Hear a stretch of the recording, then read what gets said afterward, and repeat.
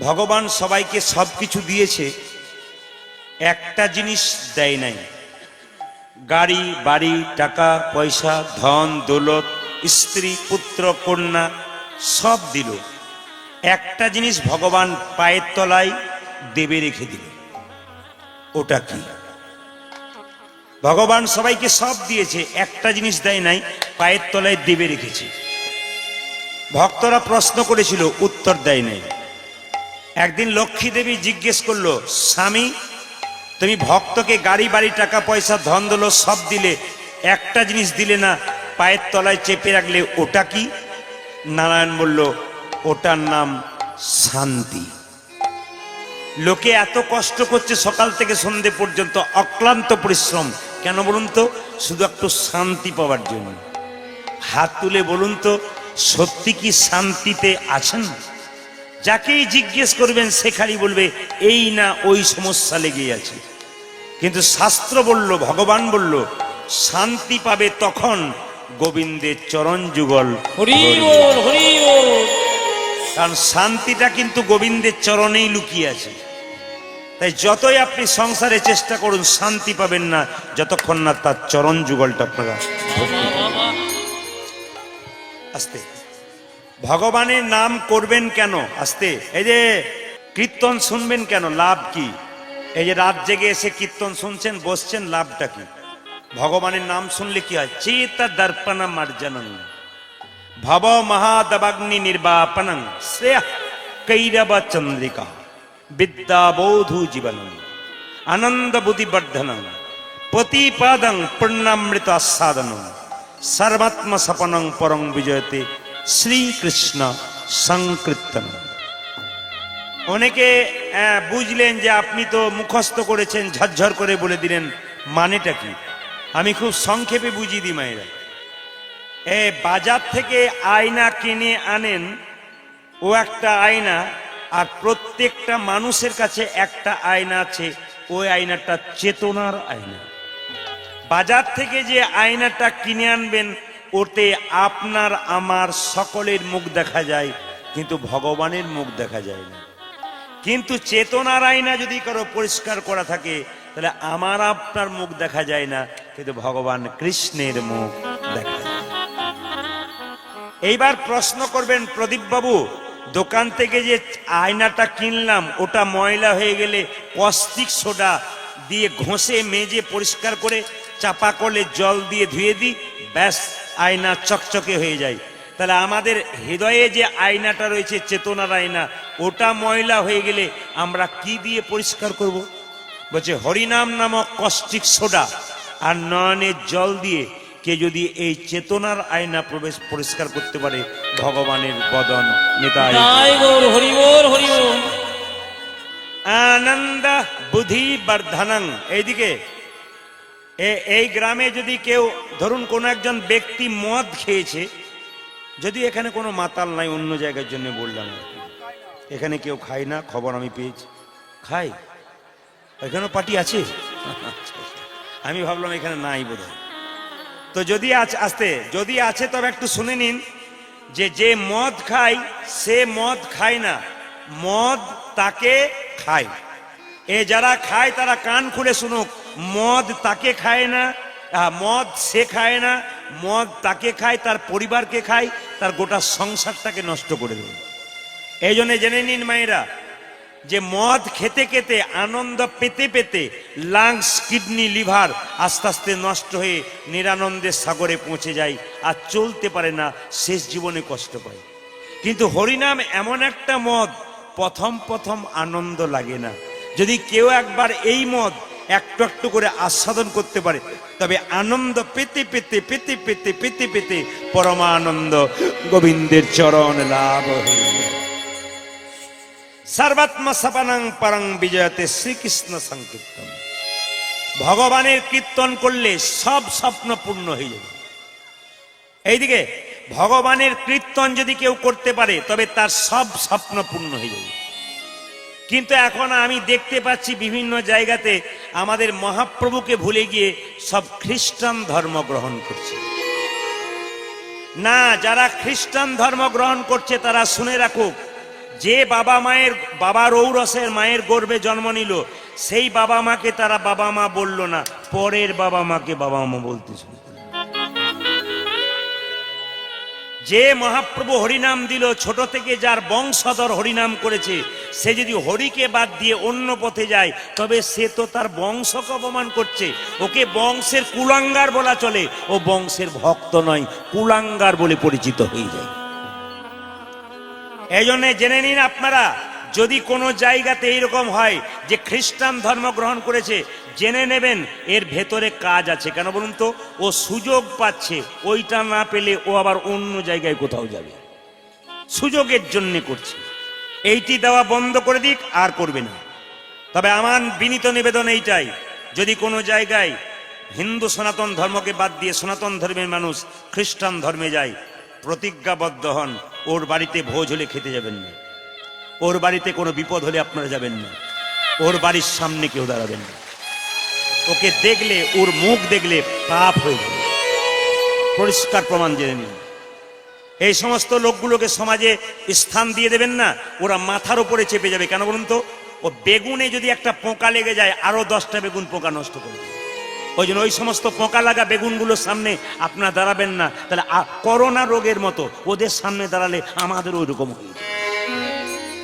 জেনে নিন আপনারা, যে যেখানে বসে আছেন, ওরা শুধু সুযোগ সুবিধাবাদী, টাকা পয়সা পাচ্ছে, সুযোগ পাচ্ছে, নিজেকে হরিনাম করবার বাদ দিয়ে, সনাতন ধর্মকে বাদ দিয়ে ওই জায়গাতে চলে যাচ্ছে। আমি বিনীত নিবেদন রাখবো, যদি কেউ ওই পথে যায়, আপনি সব ধর্মকে সমান সম্মান দিন, কোন ধর্মকে আপনি ছোট করবেন না। যীশু খ্রিস্টকে আপনি সম্মান দিন, আমরা তো দিই। যেদিন কেক কেনা হয় বড়দিন, সেদিন তো যীশু খ্রিস্টকে সম্মান দিই। মসজিদের পাশ দিয়ে গেলে আল্লাহকে তো আমরা স্মরণ করি, করব না কেন? কিন্তু সব ধর্মকে সমান দেবেন, নিজের ধর্মকে ছোট করে নয়। যদি কেউ নিজের ধর্মকে ছোট করে অন্য ধর্মকে এগিয়ে দেয়, তবে সেই লোকটার বাঁচার চাইতে মরে যাওয়াটাই অনেক ভালো। আচ্ছা মায়েরা, কিছু মনে করবেন না, মেদিনীপুরের আপনারা সব মায়েরা কীর্তন শুনতে এসছেন, অনেকেই মেদিনীপুর জেলারই সবাই। কিন্তু একটা কথা বলবো, সকালবেলায় ঘুম থেকে উঠে দরজায় আপনারা কি দেন? জল ছড়া দেন। জল ছড়ার সঙ্গে কিছু দেন মিশিয়ে, মাটি দেন না অন্য কিছু দেন? গোবর দেন। আপনারা তো সবাই জানেন গোবরটা কি। একটা গাভীর শরীরে 33 কোটি দেবদেবী আছে, কিন্তু একজন জায়গা পায় নাই, মা লক্ষ্মী। মা লক্ষ্মী কাঁদতে কাঁদতে বলেছিল, গাভী তোমার শরীরে সবাই জায়গা পেলো, আমি জায়গা পেলাম না, একটা জায়গা করে দাও। গাভী বলল, আর তো জায়গা ফাঁকা নেই, একটা জায়গা ফাঁকা আছে। বলে, কোথায়? আমার গোবরটা। স্বয়ং গোবর মধ্যে তুই এলে, তোকে আমি রাখবো, তুই মা লক্ষ্মী থাকবি। মায়েরা সকালবেলায় জল ছড়া দেবেন গোবর দিয়ে। কেন? স্বয়ং মা লক্ষ্মী আপনার বাড়িতে আসবে। আচ্ছা, সূর্য ওঠার আগে গোবর জল ছড়া দেয় না সূর্য ওঠার পরে দেওয়া হয়? আগে। আচ্ছা, সূর্য ওঠার আগে গোবর জল ছড়া দিলে কি হয়? 33 কোটি দেবদেবীর আসা যাওয়া হয়। আর সূর্য ওঠার পরে দিকেও গোবর জল ছড়া দেয়, তবে কি হয়? আমরা যা খাতা কলম নিয়ে দাঁড়িয়ে থাকে, কজন মেম্বার আছে, কাকে ক নম্বরে নিয়ে যাবে, সিরিয়াল করতে থাকে। আপনারা কোনটা নেবেন সেটা আপনাদের হাতে রয়েছে। আচ্ছা মায়েরা, কিছু মনে করবে না, দোকান যারা করে, ব্যবসা যারা করে, দেখবেন লঙ্কা লেবু ঝোলায় না? জোরে বলুন হ্যাঁ না? সবাই দেখেছেন। কারো জানা আছে লঙ্কা লেবু কেন ঝোলানো হয়? বলবো না, বাদ দিয়ে দেবো। আর একবার বায়না করবেন, তারপর বলে দিয়ে যাবো। না আজকেই বলবো? আচ্ছা আজকে বলবো। আমি তো না বলে যাবোই না, আপনার চিন্তা। এই দিয়ে তাকান। আচ্ছা, লেবু লঙ্কা কেন ঝোলানো হয়? লক্ষ্মীর পছন্দ হলো মিষ্টি। এই দিকে দেখেছেন, এইগুলোকে বাতাসা খাওয়াতে হবে বেশি করে। লক্ষ্মীর পছন্দ কি বলুন তো? মিষ্টি। আর দারিদ্রতার পছন্দ কি? টক আর ঝাল। ওই জন্য দারিদ্র যাতে বাড়িতে ঢুকতে না পারে, দারিদ্রতা, তার জন্য দরজার সামনে লেবু লঙ্কা ঝোলালে ওর প্রিয় খাদ্যটা পেয়ে গেলে ও আর ঢোকে না। আমি যদি কারো দরজায় কিছু পাবার জন্য যাই, পেয়ে যদি যাই, ভেতরে ঢোকার দরকার কি আছে? বাড়ি চলে আসবো। দারিদ্রতা ঢুকতে গিয়ে চমকে যায়, কেন? এইটা আমার খাবার রয়েছে, ঝুলছে তো, ওটা পেয়ে গেলেই ও পালিয়ে যায়। এই জন্য দরজার সামনে যারা ব্যবসা করে, বাণিজ্য করে, বাড়ির সামনে অনেকে লঙ্কা ঝোলায়। কেন? দারিদ্রতা যাতে ঢুকতে না পারে। আচ্ছা মায়েরা, কিছু মনে করবেন না, গোবরটা হচ্ছে লক্ষ্মী। আমাদের গ্রামে মেয়েরা সব কি করে জানেন? সকালবেলায় ঘুম থেকে উঠে গাভীকে বের করে, গোবর পরিষ্কার করে। কলকাতার একটা মেয়ে একটা কুকুরকে কোলে নিয়ে ওর মাসির বাড়ি বেড়াতে এসছে। জিজ্ঞেস করছে, ও দিদি, আমি কেমন টমকে নিয়ে ঘোরাঘুরি করছি, আর তোমরা খালি গাভীর গোবর নিয়ে কারবার করছো, গাভী নিয়ে কি তোমাদের কাজ? এই জন্য তোমাদের পাড়া গ্রামের মেয়ে বলে তোমরা গেঁয়ো হয়ে গেলে। এই দিকে তোমরা গেঁয়ো হয়ে গেলে। তখন মেয়েটা উত্তর দিচ্ছে, পাড়া গ্রামের মেয়েটা, দিদি আমরা সকালবেলায় গায়ে গরু নিয়ে কারবার করি, আমরা গায়ের দুধ দিয়ে চা খাই, তোমরা কুকুর নিয়ে কারবার করো, নিশ্চয় কুকুরের দুধের চা খাও না। যেমন প্রশ্ন সেরকম তার উত্তরও পেয়ে যায়। ওই জন্য মায়েরা সবাই লক্ষ্য করুন, যে যেখানে বসে আছেন, সকালবেলায় ঘুম থেকে উঠে তার স্ত্রী যখন গোবর জল ছড়া দিয়েছে, ছুটে গিয়ে বলো, কই গো ভরণী, মহাপ্রভুর আশীর্বাদে ছুটে এলাম। একটা ছোট্ট কুটির তৈরি করলো, গোপীনাথের মন্দির তৈরি করলো। মায়েরা, যাদের টাকা আছে তারা মন্দির করবেন, যাদের নাই তারা কি করবেন? যাদের টাকা আছে তারা মন্দির তৈরি করবেন, যাদের নাই তারা কি করবেন? শাস্ত্র কি বললো? মনটাকে মন্দির করুন। ভগবান বললেন, মান মানা ভাবা, যে যে তার মনটা আমাকে দিতে পারে আমি তাকে সব দিয়ে দিই, শুধু মনটা দিন। এই যে হরিনাম শুনছেন, আপনার মনে কি ঘুরঘুর করছে? প্রদীপ পাল বুঝতে পারছেন, একজন বুঝতে পারছে, তিনি হচ্ছেন ভগবান। এই জন্য মনটা যদি গোবিন্দকে দিতে পারেন, যতক্ষণ বসে থাকবেন গোবিন্দের দিকে মনটা রাখবেন, দেখবেন মন যদি গোবিন্দকে দেন, আপনাকে গোবিন্দ অঠেল দিয়ে দেবেন। আর মন গোবিন্দকে দেবেন না, গোবিন্দ আপনাকে দেবেন। এই জন্য মুকুন্দ সরকার কি করলো? ছোট্ট একটা গোপীনাথের মন্দির তৈরি করলো, একটা পাতার কুটির দিয়ে। প্রত্যেকদিন গোপীনাথের ভজন করে। কিন্তু সেই সময় মালদা থেকে একজন মুসলমান, তার নাম নবাব হোসেন শাহ, তার পেটে যন্ত্রণা হয়েছিল, কোনো মতেই পেটের রোগ ভালো হচ্ছে না। একজন বলল, তোমার পেটের রোগ ভালো হবে, একটা উপায় আছে, যদি তুমি মুকুন্দ সরকারের কাছে যেতে পারো, তবে তার একটা শর্ত আছে, সে গরিবের চিকিৎসা করে, বড় লোকের করে না। তখন নবাব হোসেন শাহ বলছে, ফকির সেজে যাই, আমার নাম হবে হুসেন ফকির। ওই পটি দেওয়া কাপড় নিয়ে চলে এলো, চিনতেই পারলো না উনি নবাব বটেন। এসে বলছে, এই যে বাবা, একটু দরজাটা রাস্তাটা পরিষ্কার করো তো, আমার পেটে খুব যন্ত্রণা, আগে দাঁড়াই, প্রচুর লোক দাঁড়িয়ে আছে। সামনে গিয়ে দাঁড়িয়ে দেখছে মুকুন্দ সরকার সকালবেলায় বসে বসে গোপীনাথের ভজন করছে। আপনাদের একটা কথা বলে রাখি, ভোরবেলায় যে স্নান করে ওটা ঋষির স্নান। ভোরবেলায় যে স্নান করে সূর্য ওঠার আগে, ওটা হচ্ছে ঋষির স্নান, ব্রহ্মামূর্তি। আর তারপরে যে স্নান করে, মোটামুটি ধরুন মানে ভোর 4টে থেকে যদি 6টা পর্যন্ত কেউ স্নান করে, বা 7টা পর্যন্ত করলো, ঋষির স্নান। 7টা থেকে 10টা যদি করে, ওটা কার স্নান? দেবতার স্নান। আর 10টার পরে 12টা কি 1টা পর্যন্ত যদি কেউ করে, ওটা মানুষের স্নান। তারপর যদি কেউ স্নান করে, ও তো রাক্ষসের স্নান। তো লক্ষ্য করুন, মুকুন্দ সরকার সকালবেলায় ঘুম থেকে উঠে পবিত্রভাবে স্নান করে ভগবানের পুজো করে, তারপর কাজ করে। এই জন্য যারা কীর্তন শুনতে এসছেন, যারা ব্যবসা করেন, বাণিজ্য করেন, আপনাদের নিয়ম হচ্ছে প্রত্যেক দিন সকালবেলায় ঘুম থেকে উঠে প্রথমে স্নান করার পর পবিত্র হয়ে ভগবানের চরণে পুষ্প দিয়ে, অর্ঘ্য দিয়ে, তারপর আপনি ব্যবসা শুরু করুন। আপনাকে চাইতে হবে না, উনি দিয়ে দেবেন। কারণ আমি একবার অ্যাপেলো চেন্নাই চিকিৎসা করাতে গেছিলাম, বিখ্যাত ডাক্তারকে আমি দেখাচ্ছিলাম, 100 জন ইউরোলজির মধ্যে হাইয়েস্ট, একবার লন্ডন ফেরত ডাক্তার। তাকে দেখছি সকালবেলায় ঘুম থেকে উঠে, আমি ওনার পাশেই থাকতাম, উনি একটু দূরে থাকতেন, দেখছি উনি সকালবেলায় ভোরবেলায় ঘুম থেকে উঠে স্নান করার পর গোবিন্দের চরণে তুলসী পাতা আর নাড়ু দিচ্ছে। এর থেকে শিখে নিলাম, একজন লন্ডন ফর ডাক্তার, সে পর্যন্ত ভগবানকে মানে। লজ্জা আমাদের, আমরা ভগবানের নাম শুনতে পর্যন্ত। ওদের কাছে শিখে নিন, ওরা এত বড় ডাক্তার, ওরা ভগবানকে বিশ্বাস করে, আর আমরা এমন বিএমএ পাস করে গেলে প্রেস্টিজ পাংচার হয়ে যায়, হরিনাম শুনবো না, হরি কথা বলবো না। এই জন্য মুকুন্দ সরকার একটা গোপীনাথের মন্দির তৈরি করলেন, মুসলমান নবাব দেখছে আর মুকুন্দ গাইছে। কেউকে ভজন করুন আর না করুন, দুজনকে ভজন করবেন, একটি বাবা একটি মা। কৃষ্ণ ভজন করার দরকার নেই, ওই দুজনকে ভজন করলে কাজ হবে। এই দুজনকে ভজন করলে আপনার সব কাজ কমপ্লিট। কেন বলুন তো? অষ্টমীর দিনে উপবাস করেছেন, নিজের মা বাবা খেতে পাচ্ছে না, আর মাটির প্রতিমাকে আপনি পুষ্পাঞ্জলি দিচ্ছেন। মাটির প্রতিমা দুর্গা যেন বলতে চাই, মাটির প্রতিমা পুজিস রে তুই, আগে ঘরের মা বাবাকে পুজি। পৃথিবীতে কোনো লাভ হবে না যদি আপনার, হ্যাঁ, এই যে ছেলেদের একটা তালি, মায়েদের একটা তালি, এতে আমার খুশি, এই জন্যে ভেতরে ঢুকছে। মায়ের একটা কথা বলে আপনাদের, মেয়ে আসতে, বাচ্চাদের শব্দ বন্ধ করুন। মেয়েদের দুটো কুল রক্ষা করতে, একটা বাপের কুল, একটা শ্বশুর কুল। কোনো মেয়ে সংসারে খারাপ ব্যবহার করলে ও ভাবে আমি রানী সেজে বসে আছি, কিন্তু পাড়ার লোক কি বলা বলি করে জানেন? মেয়েটার স্বভাব এত খারাপ কেন বলতো? ওর বাবার বংশটা খুব খারাপ। আপনি বাবার যদি মান সম্মান বজায় রাখতে চান, সংসারে ভালো ব্যবহার করুন। আর আপনি বাবার যদি মান সম্মান নষ্ট করতে চান, লোকে বলবে মেয়েটা এত খারাপ কেন বলতো? ওর বাবার বংশটা খারাপ বলে। আর ভালো যদি হন, কি বলবে?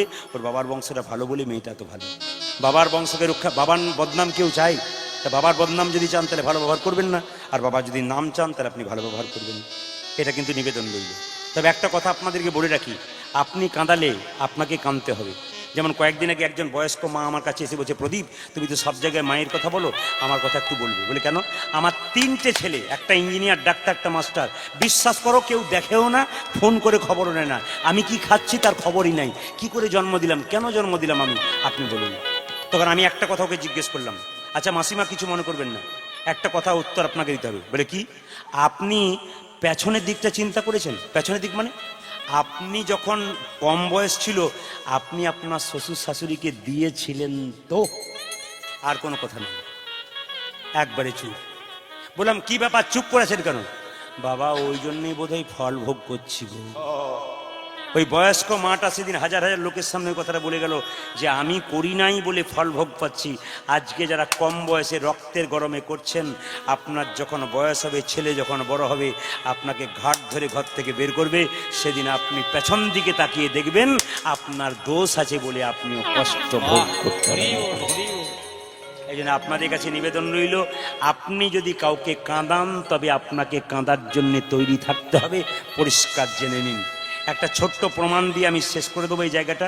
একটা ছোট্ট প্রমাণ কি, আমি দেখেছি মায়েরা, আমাদের পাশের বাড়িতে এক ভদ্রলোক, ভদ্র মহিলা, দুজনেই চাকরি করে।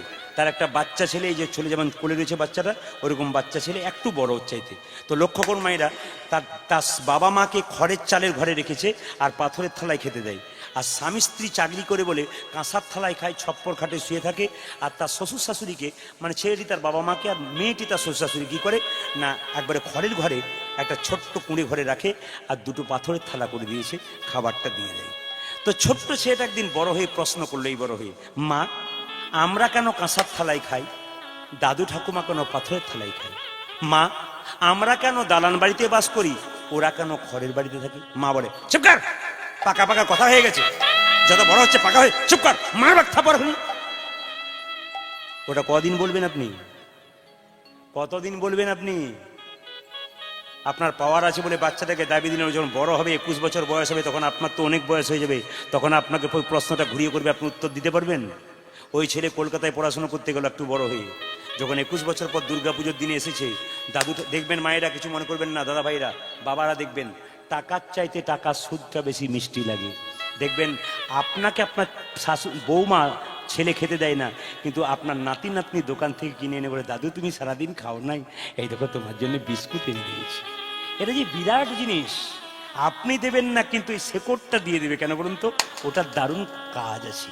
একটা ছোট্ট কথা আপনাদের বলে যাই, সেই ছেলেটা 21 বছর যখন পরজন এলো বাড়িতে, তখন দেখলো দাদু ঠাকুমা খড়ের ঘরে, অনেক বয়স হয়ে গেছে, থালা দুটো ধুয়ে নিতে পারে না পরিষ্কার করে। কাছে গিয়ে বলল, দাদু আমি তো বহুদিন বাইরে ছিলাম, পাথরের থালায় খাও কেন? তুমি তুমি খড়ের ঘরে থাকো কেন, দালান ঘরে থাকতে পারো না? সব দুঃখের কথা কি করে নাতিকে বলবে, কষ্ট পাবে। তাই বলো, দাদু ভাই আমরা পুরনো মানুষ তো, ঢাকা দিচ্ছে আর কি, আমরা পুরনো মানুষ তো, আসলে আমাদের দালান ঘরে থাকতে ভালো লাগে না, খড়ের ঘরটাই খুব ভালো, জানিস না, ঠান্ডা ঘর হয়, তুই বুঝিস না বাবা, এই ভাই তুই কিচ্ছু বুঝিস না, ও দালানের চেয়ে ঘরটা খুব ঠান্ডা হয়। আর পাথরের থালা ও তো খেয়ে ভালো রে, ও তো খুব ভালো জিনিস, কোনো অসুবিধা হয় না। দাদু তুমি কিন্তু চালাকি করছো আমার সঙ্গে, আমার 21 বছর বয়স হয়ে গেছে, আমি সব বুঝেছি। যখনই তার মা খাবার দিতে এসছে, দিয়ে দেখেন খাবার দিতে এসছে, তার আগেই বললো, দাদু ঠাকুমা থালা দুটো দাও। কি জন্যে? দাও আমাকে, কাজ আছে। থালা দুটোকে নিয়ে এক জায়গাতে লুকিয়ে রেখে দিল। মা এসেছে খাবার দিতে, কই থালা, কই থালা কই? ছেলে বলল, মা কাঁসার থালায় ভাত দাও। না থালা নেই, পাতাতে দাও। আমি পাতা কিনে দেবো, পাতাতে দাও। আমি তোমার কাছে প্রশ্ন করি, তুমি কেন পাথরের থালায় দাও, কেন তুমি খড়ের ঘরে রাখো? মা চুপ। আমার 21 বছর বয়স হয়েছে, তুমি আমাকে বলতে হবে তোমাকে, কেন এদেরকে তুমি পাথরের থালায় দাও আর কেন কাঁসার থালায় দাও? যখন তোমার বাবা মা আসে তখন তুমি কাঁসার থালায় দিচ্ছ কেন? তোমার বাবা মা যখন আসছে, ও তো আমার দাদু দিদা, ওরা আসছে, তখন তুমি কাঁসার থালায় দিচ্ছ, আর আমার দাদু ঠাকুমাকে তুমি কেন দিচ্ছ পাথরের থালায়? উত্তর দাও মা, তোমাকে উত্তর দিতে হবে। মা তখন বোবা, কেন? ছেলে যে বড় হয়েছে আর কোনো উপায় নাই, আর বলতে পারবে না, চুপ কর, পাকা পাকা কথা হয়েছে, আজকে বলে থামাবেন, সেই দিন বলে থামাতে পারবেন না। ছেলেটা কি করলো জানেন? দাদু ঠাকুমা বলল, এনে দে ভাই, এনে দে। কি? পাথরের থালা দুটো এনে দে। না আনবো না। মা বলছে, কি করেছিস তুই? আমি থালা দুটো রেখে দিলাম। কেন রাখলি? মা আমার যখন 25 বছর বয়স হবে, আমার তো বিয়ে হবে, তখন তোমাদের দুজনকে এই ঘরটাতে রাখবো, আর কাঁসার থালায় খাওয়াবো না, ওই পাথরের থালা দুটোতেই তোমাদের দুজনকে। আপনারা যদি কাউকে খাওয়ান, যদি এই কথা শোনার পর চৈতন্য পরিবর্তন না হয়, তাহলে আপনি মানুষ হতে পারলেন না, জীবনেও হবেন না আপনি। প্রতিটি জায়গার মানুষ, হাজার হাজার মানুষ এতে ভিড় করছে, হাজার হাজার মানুষ এরকম রাত্রিতে শান্তভাবে কীর্তন শুনছে, তাদের সবার পরিবর্তন হচ্ছে। আপনার যদি পরিবর্তন না হয়, আপনার রক্তের যে সন্তান, ওটারও জীবনে পরিবর্তন হবে। আপনাদের মাটিতে বিদ্যাসাগরের জন্ম। সাগরের মা গো, খালের মা নয়, বিলের মা নয়, সাগরের মা। বিদ্যাসাগরের মাটি মেদিনীপুর এত সোজা নয়, বিরাট মানুষ। প্রত্যেকটি বাড়িতে বাড়িতে, আমাদের বীরভূমের প্রত্যেকটি বাড়িতে বাড়িতে বিদ্যাসাগরের ছবি আছে। তাকে সবাই সকালবেলা প্রণাম করে তার মাতৃভক্তির জন্যে। অথচ মেদিনীপুরের মাটিতে বিদ্যাসাগরের জন্ম হয়ে যদি তার কিয়দংশ না পান, তবে আপনার সেই মাটিতে জন্ম পেয়ে কি লাভ হবে? সাগরের মা জন্ম নিয়েছিল। কেন বলুন তো? মনটা যে সাগর ছিল। মায়ের জন্য শাল এনেছিল, কষ্ট পাচ্ছ ঠান্ডায়, শালটা গায়ে নেয় নাই, কোথায় রেখেছিল বলুন তো? বাক্সের ভেতরে। জিজ্ঞেস করেছিল বিদ্যাসাগর, আচ্ছা মা, শালটা নিলে না কেন? বাবা, পাড়া প্রতিবেশীর কত মা ঠান্ডায় থরথর করে কাঁপছি, ওরা কাঁপছে, তোর মা কি করে চাদর নেবে বলতো? যেদিন তুই ওদের জন্য চাদর আনবি, সেদিন আমি চাদরটা গায়ে নেবো। আরে বাবা, এত বড় মনের মা না হলে কি এত বড় মনের ছেলে জন্ম দিতে পারে? আপনি স্বার্থপর মা হবেন তো স্বার্থপর বাচ্চা জন্ম দেবেন। আপনি বড় মনের মা হবেন, আপনি অনেক বড় সন্তানের মা হতে পারবেন। কুরুক্ষেত্রের যুদ্ধে কৃষ্ণ যতক্ষণ রথে ছিল, রথটা ভালো ছিল, রথ থেকে কৃষ্ণ নেমে গেল, রথটা দাউ দাউ করে জ্বলে গেল। সংসার একটা কুরুক্ষেত্রের যুদ্ধক্ষেত্র, দেহটা হচ্ছে রথ। আত্মা কৃষ্ণ যেদিন নেমে যাবে, সেদিন দেহ রথটাকে চিতাতে নিতাই গৌর হরি বল করে। মায়েরা, মা যদি মায়ের মতো না হয়, সেই মাকে ত্যাগ করা যায়। কে ত্যাগ করেছিল? কৈকেয়ীকে ভরত 14 বছর মা বলে নাই, রামকে বনে পাঠিয়েছিল বলে। বাবা যদি বাবার মতো না হয়, সেই বাবাকে ত্যাগ করা যায়। কে ত্যাগ করেছিল? হিরণ্যকশিপুকে ভক্ত প্রহ্লাদ ত্যাগ করেছিল। গুরু যদি গুরুর মতো না হয়, সেই গুরুকে ত্যাগ করা যায়। গুরুকে ত্যাগ করেছিল কে? শুক্রাচার্যকে ত্যাগ করেছিল বলি রাজা। আপনাদের কাছে নিবেদন রইল, গুরুর মন্ত্র নেবার পর গুরুর কাছে শান্তি না পেলে আপনি গুরু চেঞ্জ করতে পারেন। যেমন কোনো ডাক্তার দেখাচ্ছেন, বারবার দেখাচ্ছেন, রোগ সারছে না, আপনি যেমন ডাক্তার চেঞ্জ করতে পারেন। আপনার মানসিক শান্তি আসছে না গুরুর কাছে এলে, গুরু শুধু চাওয়া পাওয়াই রয়ে যাচ্ছে, আপনি গুরু তো চেঞ্জ করতে পারেন। এটা কিন্তু মাথায় রাখবেন। তবে গুরুর কথা যখন এলো, আমি ছোট্ট করে আপনাদের বলে দিই, রামকৃষ্ণ দেব বলেছে দু রকমের গুরু আছে, একটা জাত গুরু, একটা ঢোঁড়া গুরু। এই যে একটা জাত গুরু, একটা ঢোঁড়া গুরু। মন দিয়ে শুনবেন যে যেখানে বসে আছেন। একটা জাত গুরু, একটা ঢোঁড়া গুরু। আমি বুঝিয়ে দিই জাত গুরু কারা। রামকৃষ্ণ দেবের একটা ভাগ্নে ছিল, তার নাম হৃদয়। তো সেই হৃদয় একদিন বলে উঠছে, ও মামা, তুমি আমায় ডাকছো? বলে হ্যাঁ। এ ঋদু। কি ভাগ্নে? হৃদয়কে ঋদু বলতো। এ ঋদু। কি মামা? ভাগ্নের মাথা খারাপ। কি মামা? জেনে বলছে কি মামা? আরে জলের গাড়ুটা নিয়ে আই তো, পায়খানায় যাব। জঙ্গলে অন্ধকারে যাচ্ছে দুজনে, আগে যাচ্ছে রামকৃষ্ণ, পেছনে যাচ্ছে কে না ওই ঋদু। হঠাৎ দেখছে বনে জঙ্গলের ভেতরে প্যাঁক প্যাঁক প্যাঁক। মামা ওই জঙ্গলের ভেতরে প্যাঁক প্যাঁক কি করছে? তখন বলছে, ওরে সাপে ব্যাং ধরেছে। ও মামা, একবার দেখলে হয় না? ঠাকুর বলল, ওদের কাজ ওদের করতে দে, আমাদের কাজ আমাদের করতে চল। রামকৃষ্ণদেব যখন পায়খানা থেকে ফিরছে ঋদুর সঙ্গে, আধ ঘন্টা 40 মিনিট পর, তখন এসে ঋদু বলছে, ও মামা, আবার বোধহয় অন্য সাপে ব্যাং ধরেছে, প্যাঁক প্যাঁক। তখন ঠাকুর বলল, না, ওই একটাই চলছে, নতুন করে নয়। বলে কি করে বুঝলে? ওরা জাত সাপ নয় রে, ঢোঁড়া সাপ। ঋতু বলল, এই জন্য তোমার উপর খুব রাগ হয়ে যায়। বলে কেন? তুমি কি করে বুঝলে ওটা জাত সাপ না ঢোঁড়া সাপ? তুমি দেখলেই না চোখে, আর বলে ঢোঁড়া সাপ। বলছে, শোন, ওটা যদি জাত সাপ হতো না, একবার কামড় দিত, ট্যাঁ করেই ফ্যাঁ হয়ে যেত ব্যাং। আর ঢোঁড়া সাপ বলে, সাপটারও যত জ্বালা বেটা গিলতে পারে না, আর ব্যাংটারও তত জ্বালা বেটা মরে না। একজন ঢোড়া গুরু যদি যদি জাত গুরু করবেন, ওই যে মন্ত্র দেবে হৃদয়ে ঢুকে যাবে, আপনার ভক্তির সঞ্চার হবে। আর ঢোড়া গুরু যদি করবেন, ও খালি এসে মাসে মাসে বলবে তোর গুরু মায়ের কোমরে ব্যথা, আমার হাঁটু ব্যথা, কিছু ব্যবস্থা করে দে।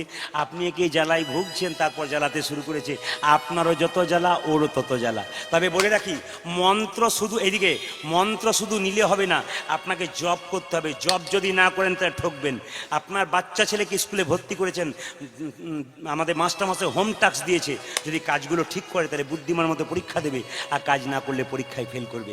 আপনাকে গুরুদেব দিয়েছে, আপনাকে ভজন করতে হবে। একটা প্রমাণ দেখুন, একটা ছেলে গুরুদেবের কাছে গিয়ে বলল আমি মন্ত্র নেব। গুরুদেব বলল 12 বছর আমার কাছে থাক। বলে কেন? তুই গরুর ঘাস খাক আর গরুকে সেবা কর আর আমার চরণ সেবা কর, 12 বছর পূর্ণ হলে তোকে মন্ত্র দিয়ে দেবো। মায়েরা 12, এই যে আজকে 12 বছর পূর্ণ হয়েছে, সঙ্গে সঙ্গে বললো গুরুদেব আজ 12 বছর পূর্ণ হয়ে গেল, আজকে ব্যবস্থা করে দাও। বলছে একটা পরীক্ষা বাকি আছে। কি পরীক্ষা? এইটা দিলেই তুই পাস করে যাবি, তোকে সঙ্গে সঙ্গে মন্ত্র দেবো। বলে কি পরীক্ষা?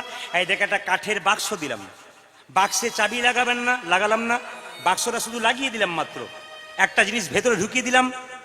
এইখান থেকে আমার গুরু ভাইয়ের বাড়ি হাফ কিলোমিটার, 10 মিনিট যাবি, আর যাওয়ার সঙ্গে সঙ্গে ও বাক্সটা পৌঁছে দিয়ে চলে আসবি, কিন্তু বাক্স খুলে দেখবি না কি আছে, যাবি আর চলে আসবি, তোকে মন্ত্র দিয়ে দেবো। ও এখন মনে মনে ভাবছে তাহলে বাক্সের ভেতরে কি এমন আছে আমাকে দেখতে বারণ করছে। গুরু তো আর মাঝ রাস্তায় থাকবে না, বা খুলে দেখলে হয় না। ও মনে মনে ভাবছে আমি নেবো না, ঠিক কথা, কিন্তু খুলে দেখলে হয় না। মায়েরা লক্ষ্য করুন, এখন হাফ কিলোমিটার অর্ধেকটা গেছে, আর মনে মনে ভাবছে, চারিদিকে তাকিয়ে দেখছে গুরু তো নাই, খুলে একবার দেখি। যে না খুলে দেখতে গেছে, যা ছিল ফুরুত করে বেরিয়ে চলে গেছে। এসে বলছে গুরুদেব, বলে কি ছিল? একটা জিনিস হুশ করে বেরিয়ে চলে গেল। বলে কি? নেংটি ইঁদুর। তার মানে কি বলতো, গুরুদেব একটা নেংটি ইঁদুর ভরে দিয়েছিল। ওটা নিয়ে যেতে যেতে ওর ধৈর্য ধরলো না, ও বাক্সটা বলেছে খুলবি না, দিবি আর চলে আসবি। ও ধৈর্য ধরলো না, বাক্স খুলেছে, ইঁদুর বেরিয়ে পালিয়ে গেছে। গুরুদেব বলছে এ জীবনে তোর মন্ত্র নেওয়া হলো না। বলে কেন? 5 মিনিট ধরে একটা বাক্সে তুই ইঁদুর রাখতে পারলি না, তাহলে হৃদয় বাক্সে তুই গুরু মন্ত্রটাকে কোনো জীবনেই রাখতে পারবি। এই জন্য বাবা, হৃদয় বাক্সে মন্ত্রটাকে ভজন করবেন, আপনাদের লাভ আছে। এ সংসারে কেউ কারো নয়, এই সংসারে কেউ কারো নয়, কেউ কারো নয়। জোরে বলুন হ্যাঁ না না, জোরে বলুন হ্যাঁ না না। এখন বলছেন না, স্বামীকে যখন চাইবেন সোনার মালা দাও, তখন কেউ কারো নয়। এ সংসারে কেউ কারো নয়, যতক্ষণ দেহের মধ্যে প্রাণ আছে ততক্ষণ ভালোবাসাবাসি। দেহ থেকে যখন প্রাণ বেরিয়ে যাবে তখন সব শেষ হয়ে যাবে। এই দিয়ে তাকান, দাদা ভাইরা চিন্তা করছেন আমার স্ত্রী আমাকে কত ভালোবাসে। ভুল করছেন আপনি। আপনার দেহে যতক্ষণ প্রাণ ততক্ষণ ভালোবাসাবাসি, প্রাণটা বেরিয়ে যাক, বেশ কমপ্লিট। মায়েরা আপনারা ভাবছেন আমার স্বামী আহা কি না ভালোবাসে, ফুচকা থেকে আরম্ভ করে সাদা মিষ্টি থেকে আরম্ভ করে যা চাই তাই দেয়, কিন্তু যতক্ষণ প্রাণ ততক্ষণ ভালোবাসাবাসি।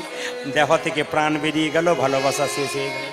আপনার স্বামী 10 দিনের জন্য বাইরে গেছে, আপনার স্বামী বাড়ি এলো, ছপ্পর খাটে শোয়ালেন, আদর করলেন, ভালো খাবার দিলেন, কিন্তু যেদিন স্বামীর দেহ থেকে প্রাণবায়ুটা বেরিয়ে যাবে, হাত তুলে বলুন তো আর কি ছপ্পর খাটে রাখবেন? পাড়ার লোককে ডেকে বলবেন মরাটা বাস মরা হয়ে যাবে, তোকে এক কাজ কর, ওকে এক কাজ কর, তুলসীতলার কাঁচা মাটিতে কাঁচা বাঁশের মাচা তৈরি করে ছেঁড়া তালাই দিয়ে খড়ের দড়ি দিয়ে বেঁধে দে, একটা ভাঙা বালতিতে গোবর জল গুলে ছড়িয়ে দেয় কেন? জায়গাটা অপবিত্র হয়ে গেছে বলে। একটা প্যারেক গেড়ে দেয় কেন? বলে দোষে পেয়ে যাবে বলে। এত ভালোবাসা। পশ্চিমবাংলার বিখ্যাত বাউল শিল্পী বলল, ওরে যতই বল না আমার আমার, এ জগতে কেউ আপন নয়, আপন একমাত্র ঈশ্বর। কয়েকদিন আগে ধানবাদে গান করছিলাম, 2 দিন গান ছিল এক জায়গাতে। তো প্রথম দিন যখন গানে বেরোচ্ছি, যার বাড়িতে বাসা সেই মাসিমা দরজায় বসে আছে, দূরে কীর্তন হচ্ছে, যাচ্ছে না। ভাবলাম শরীর খারাপ গেল না। দ্বিতীয় দিন যখন আবার দেখছি দরজায় বসে আছে, বাড়ির সবাই যাচ্ছে কীর্তনে আসরে, কিন্তু উনি যাচ্ছেন না। আমি জিজ্ঞেস করলাম, মাসিমা কিছু মনে করবেন না, বাড়ির সবাই কীর্তন শুনতে যাচ্ছে, আপনি কেন যাচ্ছেন না? সবাই দরজা বন্ধ করে যাচ্ছে, আপনি যাচ্ছেন না, ঘর আগলাচ্ছেন? তিনি বলেন, না বাবা, আসলে আমি ওই জায়গাতে যেতে পারি না। করে কেন? আমার 2টি মাত্র ছেলে, যেটাকে দেখছো ওটা বড় ছেলে, একটা ছোট ছেলে ছিল 5 বছরের। যেখানে আমাদের গান হচ্ছে কীর্তন, পুরনো একটা দেওয়াল ছিল, ওখানে খেলা করছিল, সেটা দেওয়ালটা চাপা পড়ে মারা গেছে। সেদিন থেকে ওইদিকে আমি তাকাতে পারি না, ওইখানে আমি যেতে পারি না। বাড়ির সবাই গিয়ে ওখানে আনন্দ করছে, কিন্তু মা কিন্তু দরজায় বসে আছে, একবারও যেতে পারছে। এখন ভক্ত রঘুনন্দনের জন্ম হবে, তার আগে একটা ছোট্ট কথা বলি। মেয়েদের পেটে বাচ্চা থাকলে অনুকূল ঠাকুরজি বললেন 3টে নিয়ম পালন করতে হয়। বলবো না বাদ দিয়ে দেবো? বলুন, বলে দিই। এইদিকে মেয়েদের পেটে বাচ্চা থাকলে 3টে নিয়ম কি কি? যে মেয়ের পেটে বাচ্চা থাকবে, অনুকূল ঠাকুর বললেন তাকে স্নান করার পর প্রত্যেক দিন ভগবানের মন্দিরে প্রণাম করে বলতে হবে, হে গোবিন্দ, ছেলে হোক আর মেয়ে হোক যেন কৃষ্ণ ভক্ত সন্তান পায়। দ্বিতীয় কি, শ্রীমদ্ ভাগবত গীতার 2-4 লাইন করে পড়বেন। যদি পড়তে না পারেন তবে গীতাটা মাথায় ঠেকাবেন। আপনি শ্লোক পড়বেন, শ্লোক শ্লোক, কিন্তু জেনে নিন এই শ্লোক কথাটা শোক শব্দ থেকে এসছে। ওই জন্য শ্লোক ভুল পড়বেন না। যদি কেউ শ্লোক ভুল পড়েন তবে তার মহাপাতকের কাজ হয়, মহাপাপী হবেন আপনি শ্লোক যদি ভুল পড়েন। তাহলে বলবেন, প্রদীপবাবু আপনি শ্লোক পড়ছেন, এই পড়তে বলছেন, আবার বলছেন ভুল হলে পাপ হবে। হ্যাঁ, নিয়ম আছে, নিয়ম আছে। শ্লোক পড়বার আগে এই কথাটা বলবেন। যদি এই কথাটা বলার পর শ্লোক ভুল হয়, ক্ষতি হয় না। কি বলবেন? হরিয়ম হরিয়ম হরিয়ম 3 বার। যে কোনো শ্লোক পড়বেন তার আগে প্রণাম করে হরিয়ম হরিয়ম হরিয়ম, এইটা বলার পর শ্লোকটা পড়বেন। কেননা রামায়ণের যে শ্লোক তৈরি হয়েছে, সারস পাখি ছিল, স্ত্রী আর পুরুষ। একদিন সারস পাখিটা মরে গেল ব্যাধের হাতে। তার স্ত্রী পাখিটা হাহাকার করে কাঁদতে কাঁদতে রাস্তায় যাচ্ছে। এই সারস পাখির স্ত্রীর হাহাকার কান্না দেখে প্রথম শ্লোক তৈরি হয়েছিল। ওই জন্য শোক থেকে শ্লোক তৈরি হয়েছিল। ওই জন্য শোকের কথা ভুল করতে নাই। এই জন্য যদি ভুল হয়ে যায় আপনি হরিওম নামটা উচ্চারণ করবেন, আপনার কাজ আছে। তৃতীয় মায়েরা লক্ষ্য করুন, আপনি তুলসী গাছে প্রত্যেক দিন জল দেবেন। আর মন্দিরে আর কি করবেন? দান করতে শিখবেন, মনকে সরল রাখবেন। স্ত্রীর পেটে যখন বাচ্চা থাকবে, স্বামীর তখন কিছু কর্তব্য থাকবে, তাকে চাপ দেবেন না, খারাপ খারাপ কথা বলবেন না, তার মানসিক অশান্তি তাকে ভোগাবেন না। তাহলে যে বাচ্চারা জন্ম নেবে সেটা খিটখিটে বাচ্চা জন্ম নেবে, 100% খিটখিটে বাচ্চা জন্ম নেবে। অনেক বাচ্চা দেখবেন না জন্ম নেওয়া বিরক্তি বিরক্তি ভাব, কেন বলুন তো? তার স্ত্রীর ওপরে তার স্বামী মানসিক চাপ দিয়েছে, অশান্তি ভোগ। তবে একটা কথা বলি, স্বামী স্ত্রী থাকলে একটু ঝগড়া হবেই। আপনাদের এখানে হয় না, অন্য জায়গায় আপনাদের হয়। চাণক্য পণ্ডিত বলেছে স্বামী স্ত্রীর ঝগড়াটা কেমন, এদিকে অজা যুদ্ধ। অজা, অজা মানে কি বলুন তো? ছাগল, ছাগল, ছাগলের যুদ্ধ দেখেছেন কেউ? ছাগলের মারামারি দেখবেন, এ যত সিং নিয়ে ওঠে ও তত সিং নিয়ে ওঠে, মনে হয় ফাটাফাটি করে দেবে, কিন্তু কাছে গিয়ে আর কিছু হয় না। স্বামীও ফুসফুস করে, স্ত্রীও ফুসফুস করে, শেষে ঢিস নিতাই করে গরম হয়ে যায় দুজন, কেন বলুন তো? রাগে। আবার বলছে স্বামী স্ত্রীর যুদ্ধটা, ঝগড়াটা কেমন? সকালের মেঘের মতো। সকালবেলাকার মেঘ থাকে, বেশিক্ষণ থাকে না, চলে যায়। ওই স্বামী স্ত্রী ঝগড়াটা ওইরকম হওয়া দরকার, সকালের মেঘের মতো। আবার যারা একটু জ্ঞানীজন তারা শুনে রাখুন, সক্রেটিসের নাম শুনেছেন? দার্শনিক সক্রেটিস, গ্রিক দার্শনিক। তিনি কিরকম লোক ছিলেন? তার স্ত্রী খুব ঝগড়ুড়ে ছিল। তো সক্রেটিস খুব এই যে সক্রেটিস খুব ঠান্ডা, আর তার স্ত্রী খুব মানে ঝগড়ুটে। একদিন সক্রেটিস বলছে, তুমি আমাকে কিছু বলছো? আরে তুমি যে কোনো কথায় আমার কান দাও না, যা বলি তুমি চুপ করে থাকো, কি ব্যাপার তোমার? ও দেখে আমার স্ত্রী বারবার ঝগড়া করে, দরকার নাই, চুপ থাকাটাই বুদ্ধিমানের কাজ। ও কি করে? চুপ থাকে, চুপ। একদিন প্রচন্ড রেগে গিয়েছে, দাঁড়াও তোমায় দেখাচ্ছি মজা, তুমি কত চুপ থাকবে, তাই তুমি খুব ঠান্ডার লোক, লোকে বলে দেখাচ্ছি মজা। একদিন শীতকালের দিনে কি করে জানেন?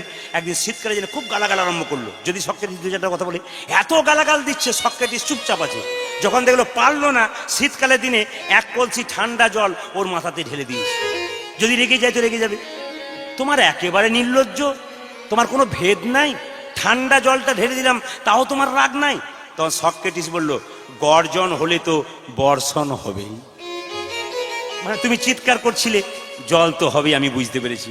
মায়েরা, একজন গরম হলে একজন যদি নরম হয় তবে ঠিক আছে, আর দুজনে গরম হয়ে গেলে পেট্রোল দিয়ে দিলেই নেতাই গৌর হরি বলে। বাচ্চা জন্ম নিলে মুখে কি দেওয়া হয়? নিম পাতা। নিম পাতা না কি বলছেন? ও মধু। আচ্ছা, একজন হাত তুলে বলতে পারবেন মধু কেন দেওয়া হয়? না, যেটা আপনারা ভাবেন সেটা নয়, একবারে নয়, ভুল ধারণাটা ভেঙে দিই আপনাদের। মধু দেওয়ার নিয়ম হচ্ছে, সূতিকা গৃহ থেকে বেরিয়ে, আতুর ঘর থেকে বেরিয়ে, শাস্ত্র বলছে, একটা বই আছে হিন্দু সনাতন ধর্ম কেন, হিন্দু ধর্ম কেন এবং কি, একটা বই আছে, আপনারা যদি পড়েন তাহলে বুঝতে পারবেন, সুন্দর করে তত্ত্বগুলো ব্যাখ্যা করা আছে।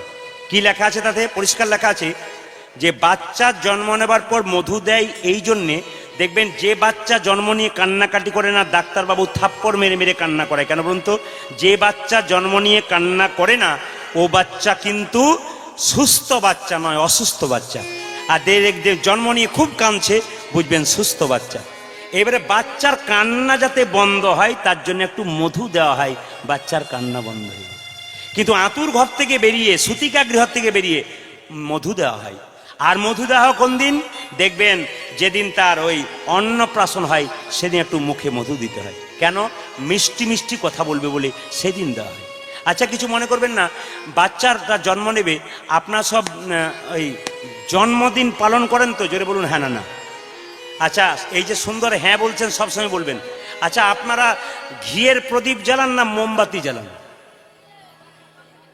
এখন তো দেখছে কীর্তন শুনতে এসছি, মোমবাতি বলে লাভ নাই, প্রদীপটা বলাই ভালো। কিন্তু তলে তলে সবার বাড়িতে সব মোমবাতি জ্বলে। আর কি কাটেন মায়েরা? কেক কাটেন। আমি একটু বুঝিয়ে দিই। আচ্ছা, এতজন শিক্ষিত ব্যক্তি এখানে দাঁড়িয়ে আছেন, একজন দাঁড়িয়ে উত্তর দিলে আমি খুব খুশি হব। একজন দাঁড়িয়ে বলুন তো, বলবো আপনার হিম্মত আছে যদি এত শিক্ষিত লোক আপনি, আপনার ছেলের জন্মদিনে আপনি কেক কাটেন কেন? আর আপনি ওই মোমবাতি নেভান কেন? একজন হাত তুলে বলুন। বহু শিক্ষিত ব্যক্তি তো আছেন আপনারা, কেন করেন? কারো বলার ক্ষমতা নাই। কেন বলুন তো? আমরা তো খালি নকল করে বেড়াই। আমরা তো নিজে হিন্দু নাকি আমরা জানি না। দেখবেন যারা শিক্ষিত ব্যক্তি আছেন, শুনে নিন, ভারতবর্ষে ইংরেজরা শাসন করত, কোন দিন ছুটি ঘোষণা করেছিল? রবিবার দিন। কেন? চার্চ গির্জাতে যাবার জন্যে। মুসলমানরা একদিন সপ্তাহে ছুটি রাখে, কোন দিন? শুক্রবার। কেন? মসজিদে যাবার জন্যে। হাত তুলে বলুন তো, হিন্দুদের কোন দিনটা ছুটি আছে? মন্দিরে যাবার জন্য। হাত তুলে বলুন দেখি কার হিম্মত আছে। আছে? মন্দিরের পাশ দিয়ে 5 বার পেরিয়ে যায়, তবে কোন জায়গাতে পৌঁছাচ্ছি আমরা ওগুলাকে ভাবুন, তারপর কীর্তন শুনবেন। আমরা কোন জায়গায় পৌঁছাচ্ছি, আমরা কোন জাতির লোক আমরা নিজেই খুঁজে পাই না। এটা করব না সেটা করব, খুঁজেই পাই না। চার্চ গির্জাতে যাবার জন্য রবিবার ছুটি ঘোষণা করেছিল, আর আমাদের সরকার রবিবার ছুটি ঘোষণা করেছে, কিন্তু মানুষ কি করে? সারা সপ্তাহের কাজগুলো করে নেয়, মন্দিরে যাবার কোনো ধার ধারে না।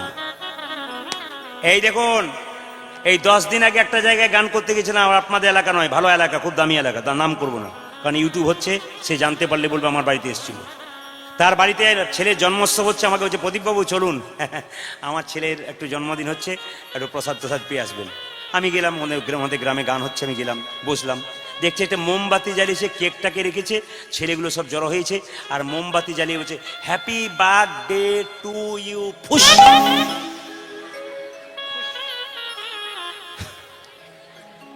আপনাদেরও করেন বোধহয়, 2-4 জন মা বলছে। আচ্ছা, হ্যাপি বার্থডে। আমি আবার জিজ্ঞেস করলাম, কেকটা কাটা হলো, তারপর ভদ্রলোককে ডেকেছি, উনি ইঞ্জিনিয়ার, কিন্তু ভদ্রলোক ইঞ্জিনিয়ার, খুব জ্ঞানী বিখ্যাত লোক, ডাকলাম।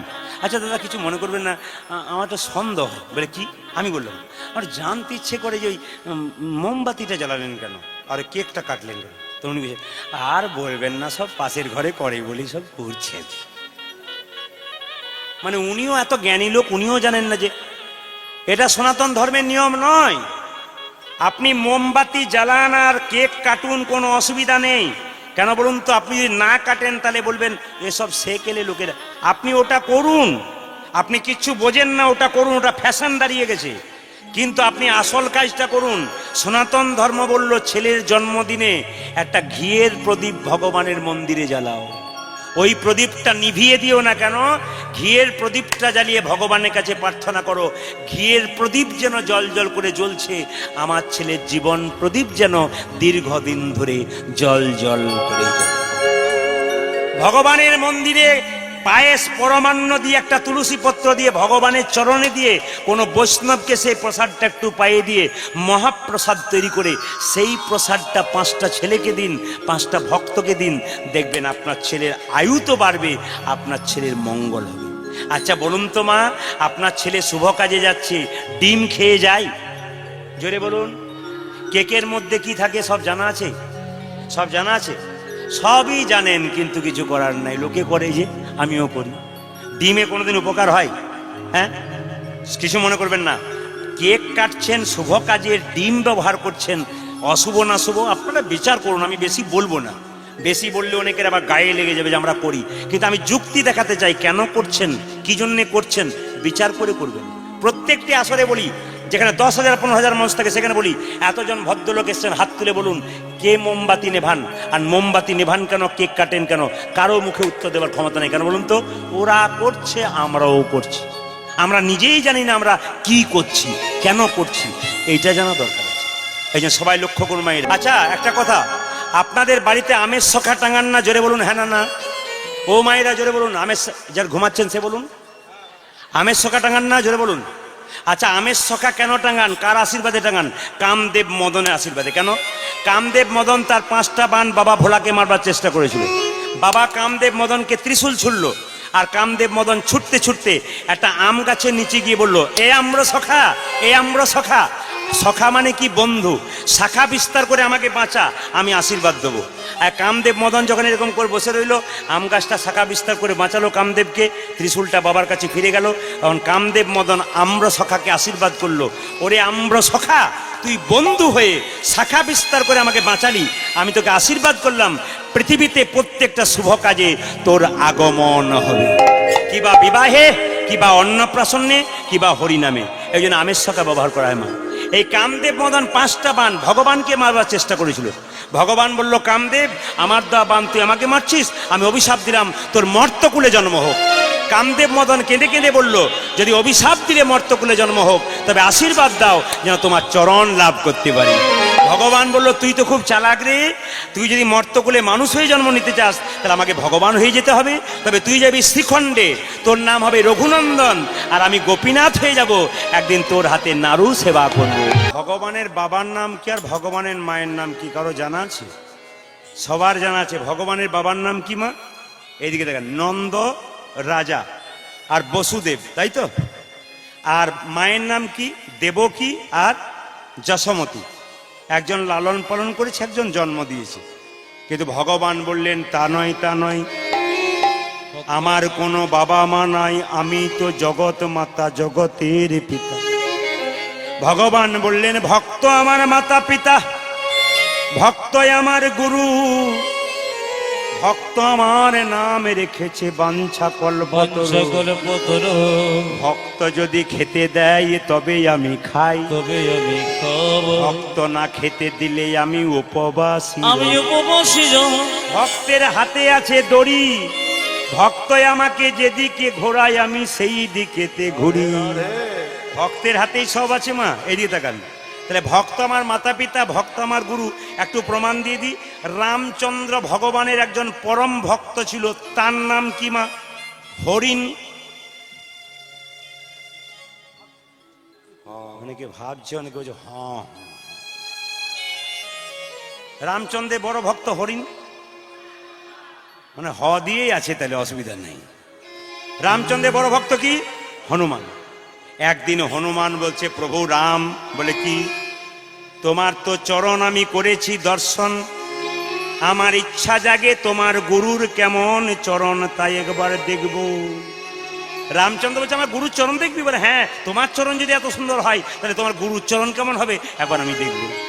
বলছে, হনুমান তুই চলে যা, সরজু নদী পেরিয়ে একটা বিরাট বড় পর্বত আছে, ওই পাহাড়ের এইদিকে এইদিকে ওই পাহাড়ের গুহাতে আমার গুরুদেব পাগুলো এরকম করে শুয়ে আছে বাইরের দিকে করে, আর মাথাটা কাপড় দিয়ে ঢাকা আছে। তুই কি দেখবি বল, বদন না চরণ?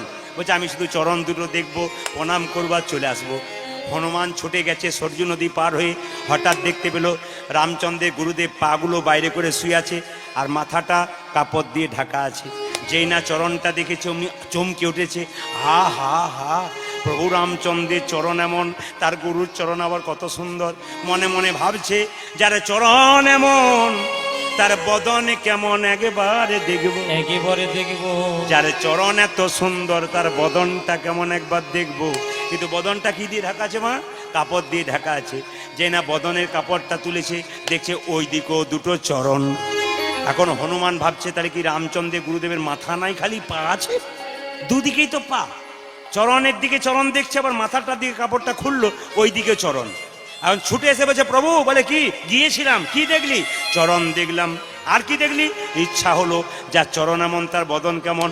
মুখের ঢাকাটা খুলতে গেলাম, দেখলাম ওই দিকেও দুটো চরণ। তোমার গুরুদেবের কি মাথা নাই, শুধু পা আছে? সঙ্গে সঙ্গে রামচন্দ্র বলল, হ্যাঁ রে হনুমান, তুই যাবার সময় আমায় কি বলেছিলি? তুই তো বলেছিলি চরণ দেখবো, তুই কি বলেছিলি? বদন দেখবো। তুই বদন আমি বদন দেখবো একবার, খুব আমার ইচ্ছা হয়, চলে যা। বলে কোথায়? আর পাহাড়ের গুহাতে যাবি না, সরজু নদীর জলে এরকম করে তাকাবি, দেখবি গুরুদেবের বদন দেখতে পাবি। মায়েরা বলুন তো, জলের দিকে তাকালে, মুখ দিয়ে তাকালে ভূতের মুখ দেখা যায়, পেতের মুখ দেখা যায়? ভূতের ভাই দেখুন, একজন বলছে পেতে, পেতে দেখা যায়। একসঙ্গে উত্তর দিয়েছে, কিসের মুখ দেখা যায় মায়েরা? নিজের মুখ দেখা যায়। তো এই তাকান, হনুমান খালি দেখছে যে গুরুদেবের, আমার রামচন্দ্রের গুরুদেবের বদনটা কেমন দেখবো, বারবার দেখছে, কিন্তু নিজে পোড়া মুখটাই দেখতে পাচ্ছে। ভাবছে তাহলে জলের ভেতরে শুয়ে আছে, জলটাকে ঘাটলাচ্ছে এরকম। আবার জল স্থির হচ্ছে, দেখছে নিজের মুখটা। ও প্রভু, বলে কি গিয়েছিলাম? বলে কি দেখলি? খালি আমার পোড়া মুখটাই দেখতে পেলাম, আর কিছু দেখতে পেলাম না। সঙ্গে সঙ্গে ও রামচন্দ্র বললো, হ্যাঁ রে হনুমান, ভক্ত আমার মাতা পিতা, ভক্ত আমার গুরু। আমার গুরু। ভক্ত যদি আমার গুরু হয়, তুই তো আমার ভক্ত, তবে তুই কি তোর বদন দেখবি না তো কি অন্য লোকের বদনে দেখতে পাই? নিবেদন আপনাদের কাছে বাবা, আজকে কিন্তু আমি মেদিনীপুরে থাকবো না। আজকে আমার বীরভূম এবং মেদিনীপুরের মাঝে বা হুগলির মাঝে একটা জায়গা আছে, বর্ধমান জেলার শ্রীখণ্ড। যদি আপনারা বাইরে ঘুরতে খুব ভালোবাসেন, ভ্রমণ করতে, আমি সবাইকে বলবো, যদি টাকা পয়সা আপনার আছে তাহলে মন্দারমণি গিয়ে লাভ নেই আপনার, আর দীঘা গিয়েও লাভ আছে, সব জায়গায় লাভ আছে, কিন্তু লাভ হবে তখন আপনার বাচ্চা বাচ্চা ছেলেগুলোকে নিয়ে ঘুরতে যাবেন বড় বড় তীর্থস্থান। তীর্থস্থানে যত যাবেন, বাচ্চা যত যাবে, আপনি যত যাবেন, মনটা কিন্তু ভগবত চরণে মতি হয়ে যাবে। রামকৃষ্ণ ঠাকুর বললেন, এই মনটা হচ্ছে মাছির মতো। এদিকে এদিকে এদিকে, রামকৃষ্ণ ঠাকুর বললেন, এই মনটা মাছির মতো। মাছি নর্দমাতে বসে, আবার মিষ্টির ওপরে বসে। বলো, ওরে মন মাছি, বসাবি যদি, তবে আন কথায় কুকথা নামক নর্দমাতে বসাস না, বসাবি যদি হরিনামের মিষ্টির দোকানে আমার মনটাকে বসিয়ে দে। আর রামকৃষ্ণ দেব বললেন, আমাদের মনটা স্প্রিং চেয়ার, স্প্রিং চেয়ারের মতো, যখন বসে যায় বসে গেল, আবার উঠে যায় উঠে গেল। যতক্ষণ শুনলেন ততক্ষণ ভালো, চলে গেলেন আবার যে কে সে হয়ে গেল। শ্মশান ঘাটে যাবেন, একটা 42 বছরের মানুষ, খুব চাঙ্গা চেহারা, দেখতে ভালো, সে আগুনে ফুটছে, আপনি দেখছেন, আহ কি সুন্দর লোকটা, কত টাকার মালিক, জ্বলে পুড়ে ছাই হয়ে গেল। আর সংসারে কিছুই না, ঘরে গিয়ে এবার ভগবান ভজনা করব, জীবনে কোনো দাম নাই। ঘরে এসে যখন আপনার স্ত্রী বলল যে তোমার ভাই আমাদের 2 হাত সরে দেওয়াল তুলেছে, তখন বলে দেখাবো মজা, চলে আয় একবার, 1 ফোঁটা রক্ত থাকতে 1 ইঞ্চি জায়গা দেবো না। তখন আমরা যেমনকার তেমন হয়ে যাই। এই জন্য বাবা, হরিকথায় মনটা বসান। আমার গুরুদেব বলেছেন যে গরু যখন খাবার খায় তখন দেখবেন খুব তাড়াতাড়ি খায়, তারপর দেখবেন বসে বসে জাবর কাটে। কীর্তন শুনবেন, ভালো ভালো কথাগুলো শুনে নেবেন, 100টা কথা শুনবেন, যদি ধীর স্থিরভাবে 10টা কথা মনে মনে ভাবতে পারেন, সেগুলো জীবনে ব্যবহার করতে পারেন, জীবন আপনার সুন্দর হয়ে যাবে। শুধু কীর্তন শুনলেন, আনন্দ করলেন, তা বললে হবে না, কিছু জিনিস এখান থেকে নিয়ে যান যেটা আপনার জীবনে ব্যবহার হবে। আজকে এই কীর্তনের লীলার মাধ্যমে আমি যতগুলো কথা বলবো, কথাগুলো একটু ধরবার চেষ্টা করবেন, জীবনটা সুন্দর হবে। কেননা আপনাদের বাড়িতে কৃষ্ণ ভক্ত সন্তানের জন্ম হবে। আজকে যে লীলাটি আমি পরিবেশন করব, আমাকে এই যে বাচ্চাকে গল্প বন্ধ করুন, আমাকে একজন জিজ্ঞেস করছে, দাদা কি পালা করবেন? আমার নাম পালা তো আমি জানি না। আপনি পালা জানেন না? বললাম না। তাহলে কি জানেন? আমার নাম লীলা জানি। দেখবেন যারা প্রকৃত ভক্ত তারা জিজ্ঞেস করে না কি পালা করবেন, কি বলে বলুন তো? আজকে বিষয় কি হবে গো? আজকের আলোচনা কি হবে? পালা যাত্রা হয়, পালা নাটকের হয়, আর পালা হয় কিসে বলুন তো? আমাদের 2টো পালা হয়, একটি আষাঢ় আর একটি, জোরে বলুন। আচ্ছা, যারা কীর্তন শুনতে এসছেন তাদের কোন পালাটা শেষ হয়েছে, আষাঢ়টা না যাওয়ারটা? জোরে বলুন।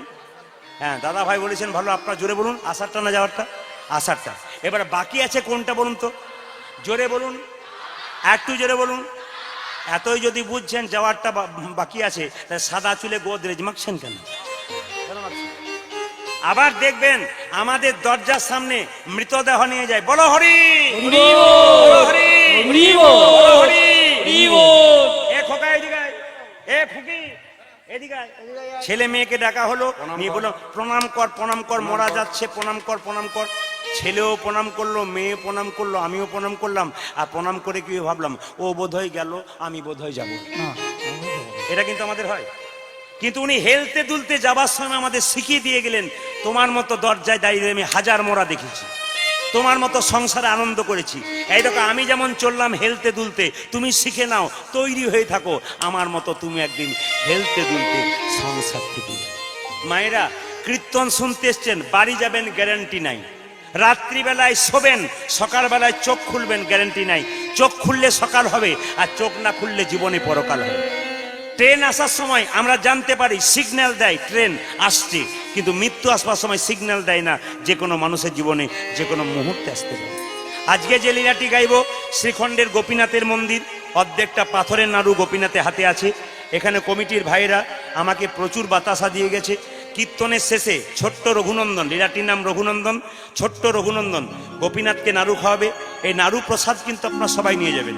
এই যে আপনাদের বাচ্চাগুলো খুব চঞ্চল না, মা বলে না, বাবা আমার যা যন্ত্রণা একমাত্র আমি বুঝি, বলে কেন, ছেলেকে নিয়ে জ্বলে গেলাম, কি চঞ্চল দাদা, কিছু ব্যবস্থা করুন। আজকের ব্যবস্থা হচ্ছে, কি ব্যবস্থা বলুন তো? এই যে আপনি বাতাসা প্রসাদ রঘুনন্দন, একটা ছোট্ট রেকাবি দেবেন, রেকাবি বা থালা দেবেন ছোট্ট, তো যে এই বাতাসা প্রসাদ আপনার শেষ কীর্তনের শেষে রঘুনন্দন গোপীনাথকে খাওয়াবে। ওই প্রসাদ আপনার নিয়ে যাবেন, বাড়িতে হরিলুট দেবেন 1 কেজি বাতাসা, ওই বাতাসাটা মিশিয়ে দেবেন। বাচ্চাকে বৃহস্পতিবার দিন স্নান করার পর আপনি জয় গোপীনাথ বলে তুলসী পাতা দিয়ে 3 বার কপালে ঠেকিয়ে মুখে দেবেন। 1 বছর করুন, দেখুন 1 বছরের মধ্যে বাচ্চা শান্ত তো হবে, তার সঙ্গে একটা প্লাস পয়েন্ট কি, কৃষ্ণ ভক্ত হয়ে যাবে। দেখে নেবেন আপনারা, যদি ভক্তি ভরে কোনো মা করতে পারে, সন্তানের উন্নতি অবশ্যই হবে। এই জন্য মায়ের কাছ থেকে বাচ্চা শেখে আচার, আর বাবার কাছ থেকে বাচ্চা শেখে বিচার। মায়ের আচার যদি ভালো না হয়, বাচ্চার আচার ভালো হবে না। মায়ের চলা যদি খুব খারাপ হয়, বাচ্চার চলা খারাপ হবে। মায়ের বলা যদি খারাপ হয়, বাচ্চার বলা খারাপ হবে। মায়ের চোখের দেখা যদি খারাপ হয়, অবশ্যই বাচ্চারও দেখা খারাপ হবে। আপনি যখনই মা হয়ে গেলেন, যখনই বাবা হয়ে গেলেন, সাবধান হতে হবে আপনাকে। কেন? আমি বাবা, আমি মা, আমাকে দেখে মেয়ে শিখছে, আমাকে দেখে ছেলে শিখছে। আপনি ভালো শেখাবেন তো ভালো তৈরি হবে, খারাপ শেখাবেন তো খারাপ তৈরি হবে। কুমোর হাঁড়ি তৈরি করে, হাঁড়ি তৈরি করতে করতে হাঁড়ির কানা যদি বেঁকে যায়, তার জন্য হাঁড়ি দায়ী না কুমোর দায়ী? ও তো কুমোর দায়ী। হাঁড়ি বেঁকলো, হাঁড়ি কেন দায়ী? আপনার ছেলেকে তৈরি করতে পারলেন না, তার জন্য আপনি দায়ী, আপনার ছেলে কিন্তু দায়ী নেই। আসুন, বর্ধমান জেলার 2 ভাই শ্রীখণ্ড গ্রামের, মনে রাখবেন নামগুলো বলবো। বড় ভাইয়ের নাম মুকুন্দ সরকার, আর ছোট ভাইয়ের নাম নরহরি সরকার। কি বললাম বলুন? বড় ভাইয়ের নাম মুকুন্দ, আর ছোট ভাইয়ের নাম নরহরি। আচ্ছা, মুকুন্দ সরকার পেশাতে কি করতো, মানে কি করতো? এই যে কীর্তন শুনছে যে দাদা ভাইরা, এরা কিছু না কিছু কাজ করে। পেশাতে কি করতো? কবিরাজি চিকিৎসা করতো। খুব একটা নাম ডাক ছিল না। তো ছোট ভাই নরহরি বলছে, দাদা একবার চলো না শ্রীবাস অঙ্গনে মহাপ্রভুকে দেখে আসি, সবাই দেখতে যায়। তখন বড় ভাই বলছে, তোর বোধহয় মাথা খারাপ হয়ে গেল। বলে কেন? তখন তার বাস ট্রেনে যোগাযোগ ছিল না, মোটর সাইকেলও ছিল না যে চেপে চলে যাবে। হেঁটে হেঁটে এত রাস্তা যেতে হতো। বর্ধমান থেকে শ্রীখণ্ড কম রাস্তা নয়। বড় ভাই বলছে, যাবি কি করে, পা ফুলে যাবে, ওইখানেই পড়ে থাকবে, যেতে পারবি না। ছোট ভাই বলছে, না দাদা, শাস্ত্রে শুনেছি, সাধুগুরু বৈষ্ণবের মুখে শুনেছি, কেউ যদি কৃষ্ণ নাম করতে করতে রাস্তা চলে যায়, তার রাস্তা নাকি খাটো হয়ে যায়। বড় ভাই বললো, তাহলে তুই যখন বলছিস, তবে চল দুজন মিলে একবার মহাপ্রভুকে দর্শন করে আসি। তাহলে মুকুন্দ আর নরহরি 2 ভাই মিলে চললো কোথায় মা? জোরে বলুন। শ্রীবাস অঙ্গনে নবদ্বীপে মহাপ্রভুকে দেখবার জন্য। যে গাছে ফল ধরে সে গাছটা উঁচু দিকে যায় না নিচে দিয়ে? কীর্তন মন দিয়ে শুনবেন, বলতে পারবেন। আর মন দিয়ে না শুনলে খালি নাহলে হ্যাঁ কিছু বলবেন। এইদিকে যে গাছে ফল ধরে সেই গাছটা নিচের দিকে যায় না উপর দিকে যায়? যাক, ওই ছেলেটা বলছে উপর দিকে যায়, উপর দিকে যায়। চেয়ার থেকে নাম, তাহলে বলতে পারবি। চেয়ার থেকে নেমে বস, তাহলে বলতে পারবি। যে গাছে ফল ধরে সে গাছটা উঁচু দিকে যায় না নিচের দিকে যায় মা? হ্যাঁ, দেখবেন যারা প্রকৃত ভক্ত হয় তাদেরকে দেখবেন, যারা ভক্ত তারা হরে কৃষ্ণ হরে কৃষ্ণ হরে কৃষ্ণ, দেখবেন এরকম হয় না। মস্তানগুলো এরকম হয়, কিন্তু ভক্তরা দেখবেন এরকম হয়।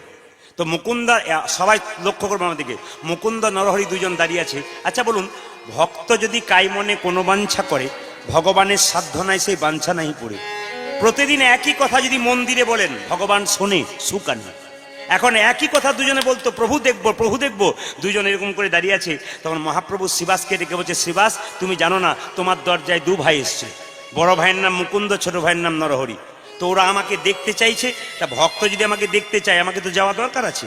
তো শ্রীবাস চলো, সবাই মিলে কীর্তন করতে করতে গঙ্গা তীর দিয়ে চলে যায়, ওরা 2 জন আমাদের দর্শন করুক। মায়েরা, ভগবানকে যখন আপনি ডাকবেন, তখন ভগবান আপনাকে পরীক্ষা করতে শুরু করবে। এইদিকে এইদিকে যে যেখানে আছেন, আমাকে একজন প্রশ্ন করছে মোবাইলে, প্রদীপ বাবু কিছু মনে করবেন না, আপনার সঙ্গে কিছু কথা ছিল। আমি কৃষ্ণ ভক্ত, উনি বলছেন। আমি বললাম সে তো বেশ ভালো কথা।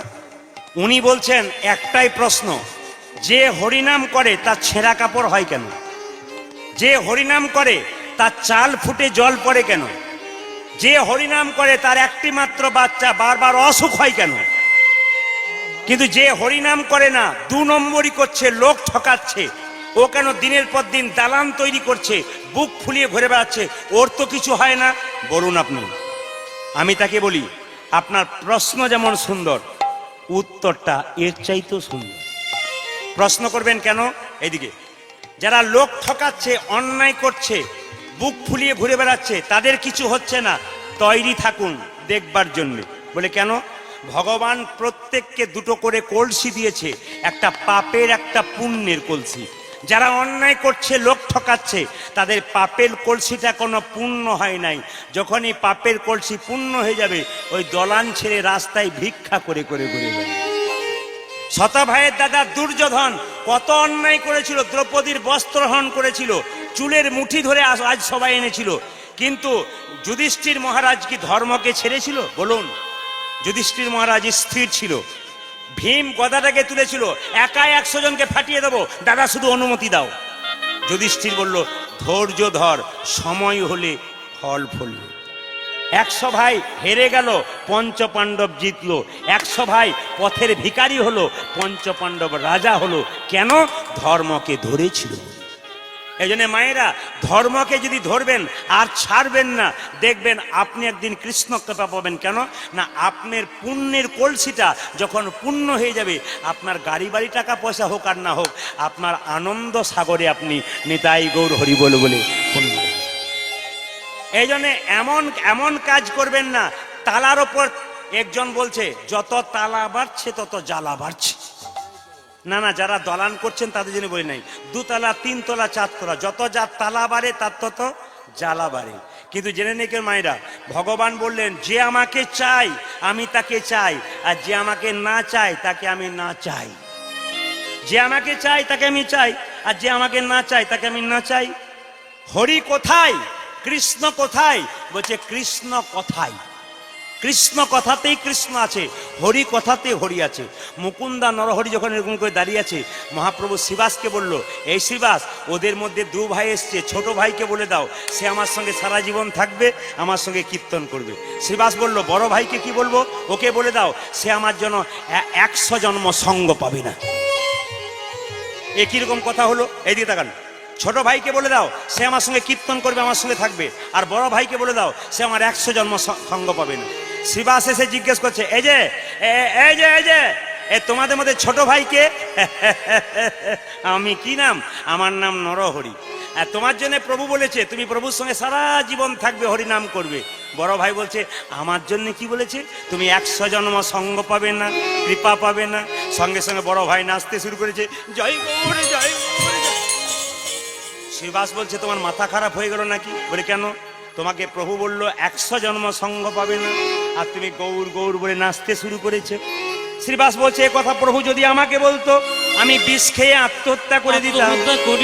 এ কথা শুনে মুকুন্দ বলছে, শোনো শোনো শিবা, শোনো শিবা, প্রভু যদি বলতো কোন জন্মে সঙ্গ পাবো না, তাহলে না হয় আমি বিষ খেয়ে আত্মহত্যা করে দিতাম। প্রভু বলেছে 100 জন্ম সঙ্গ পাবো না, 100 জন্ম গৌর গৌর বলে কেঁদে বেড়াবো। যখন 100 জন্ম পেরিয়ে যাবে, 101 জন্মে প্রভুর সঙ্গ পাবে। 101 জন্মে প্রভু সঙ্গ পাবো। 1 জন্মে প্রভুর সঙ্গ পাবো। ওই 101 জন্মে প্রভু সঙ্গ পাবো। আমি 100 জন্ম কেঁদে বেড়াবো, 1 জন্মে প্রভুর সঙ্গ পাবো। 100 জন্ম কেঁদে বেড়াবো। 101 জন্মে প্রভু সঙ্গ ওই আমি 100 জন্ম কেঁদে বেড়াবো। 101 জন্মে প্রভু সঙ্গ ওই আমি 100 জন্ম কেঁদে বেড়াবো। 101 জন্মে প্রভু সঙ্গ পাবো। 1 জন্মে প্রভু সঙ্গ পাবো। কীর্তন শুনতে এসে কতবার উঠতে হয়, কতবার বসতে হয়, কতবার এদিক ওদিক তাকাতে হয়। আর মহাপ্রভু বলেছে 100 জন্ম কৃপা পাবে না, বলছে 100 জন্ম গৌর গৌর বলে কাঁদবো, 101 জন্মে তো কৃপা পেয়ে যাব। এই জন্য এখানে কি শিখলেন আপনারা? ধৈর্য যার ভগবান তার, ধৈর্য যার নাই ভগবান তার নাই। পঞ্চপাণ্ডব দাদা যুধিষ্ঠির স্থির ছিলেন, তিনি ভগবান পেলেন। আর দুর্যোধন 100 ভাইয়ের দাদা চঞ্চল ছিলেন, তিনি ভগবান হারালেন। এ সংসারে যে মেয়েরা খুব চঞ্চল, তারা তরকারি কাটতে গিয়ে আঙুল কাটে কিংবা সবজিতে দুবার নুন দিয়ে ফেলে, চঞ্চল মেয়েরা। এই জন্য বলছে পুরুষ, যে পুরুষ দেখবেন চঞ্চল, অনেকে দেখবেন কীর্তন হচ্ছে তো দিব্যি আপনারা দাঁড়িয়ে আছেন, বসে আছেন, কিছু ব্যক্তি আছে দেখবেন খালি এ পাশ আর ও পাশ, লেফট আর রাইট, লেফট আর রাইট, ওই করে করে বেড়াবে। কেন বলতো? এদের জীবনে কোনোদিন উন্নতি নেই। এই চঞ্চল ব্যক্তি কোনো জায়গায় ঠিক স্থির করতে পারে না। এই জন্য ভগবান বললেন, মহাপ্রভু বললেন, যে ব্যক্তি খুব স্থির হয়, খুব ঠান্ডা হয়, সে আমাকে চাই, পাই। কেন?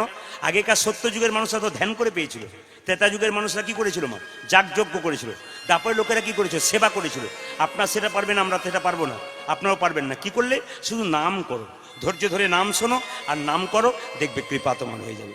সঙ্গে সঙ্গে মুকুন্দ সরকার যখন কাঁদছে, ভগবান সব সইতে পারে, ভক্তের চোখের জল সইতে পারে না। মহাপ্রভু ডেকে বলল, এ মুকুন্দ এদিকে এসো। প্রভু, তুমি আমার ভাইকে কৃপা করলে, আমাকে করলে না কেন? আমার ভাইকে তুমি সঙ্গে নিলে, আমাকে নিলে না কেন? মহাপ্রভু একটা দামি কথা বললেন, দাদা ভাইরা শুনে রাখুন। মহাপ্রভু বললেন, শোনো মুকুন্দ, তোমরা দু ভাই যদি হরিনাম করতে চলে আসো, বাড়ির সবাই না খেয়ে মরবে, কেউ আর হরিনাম করবে না। তোমার ভাইকে আমার সঙ্গে রাখলাম।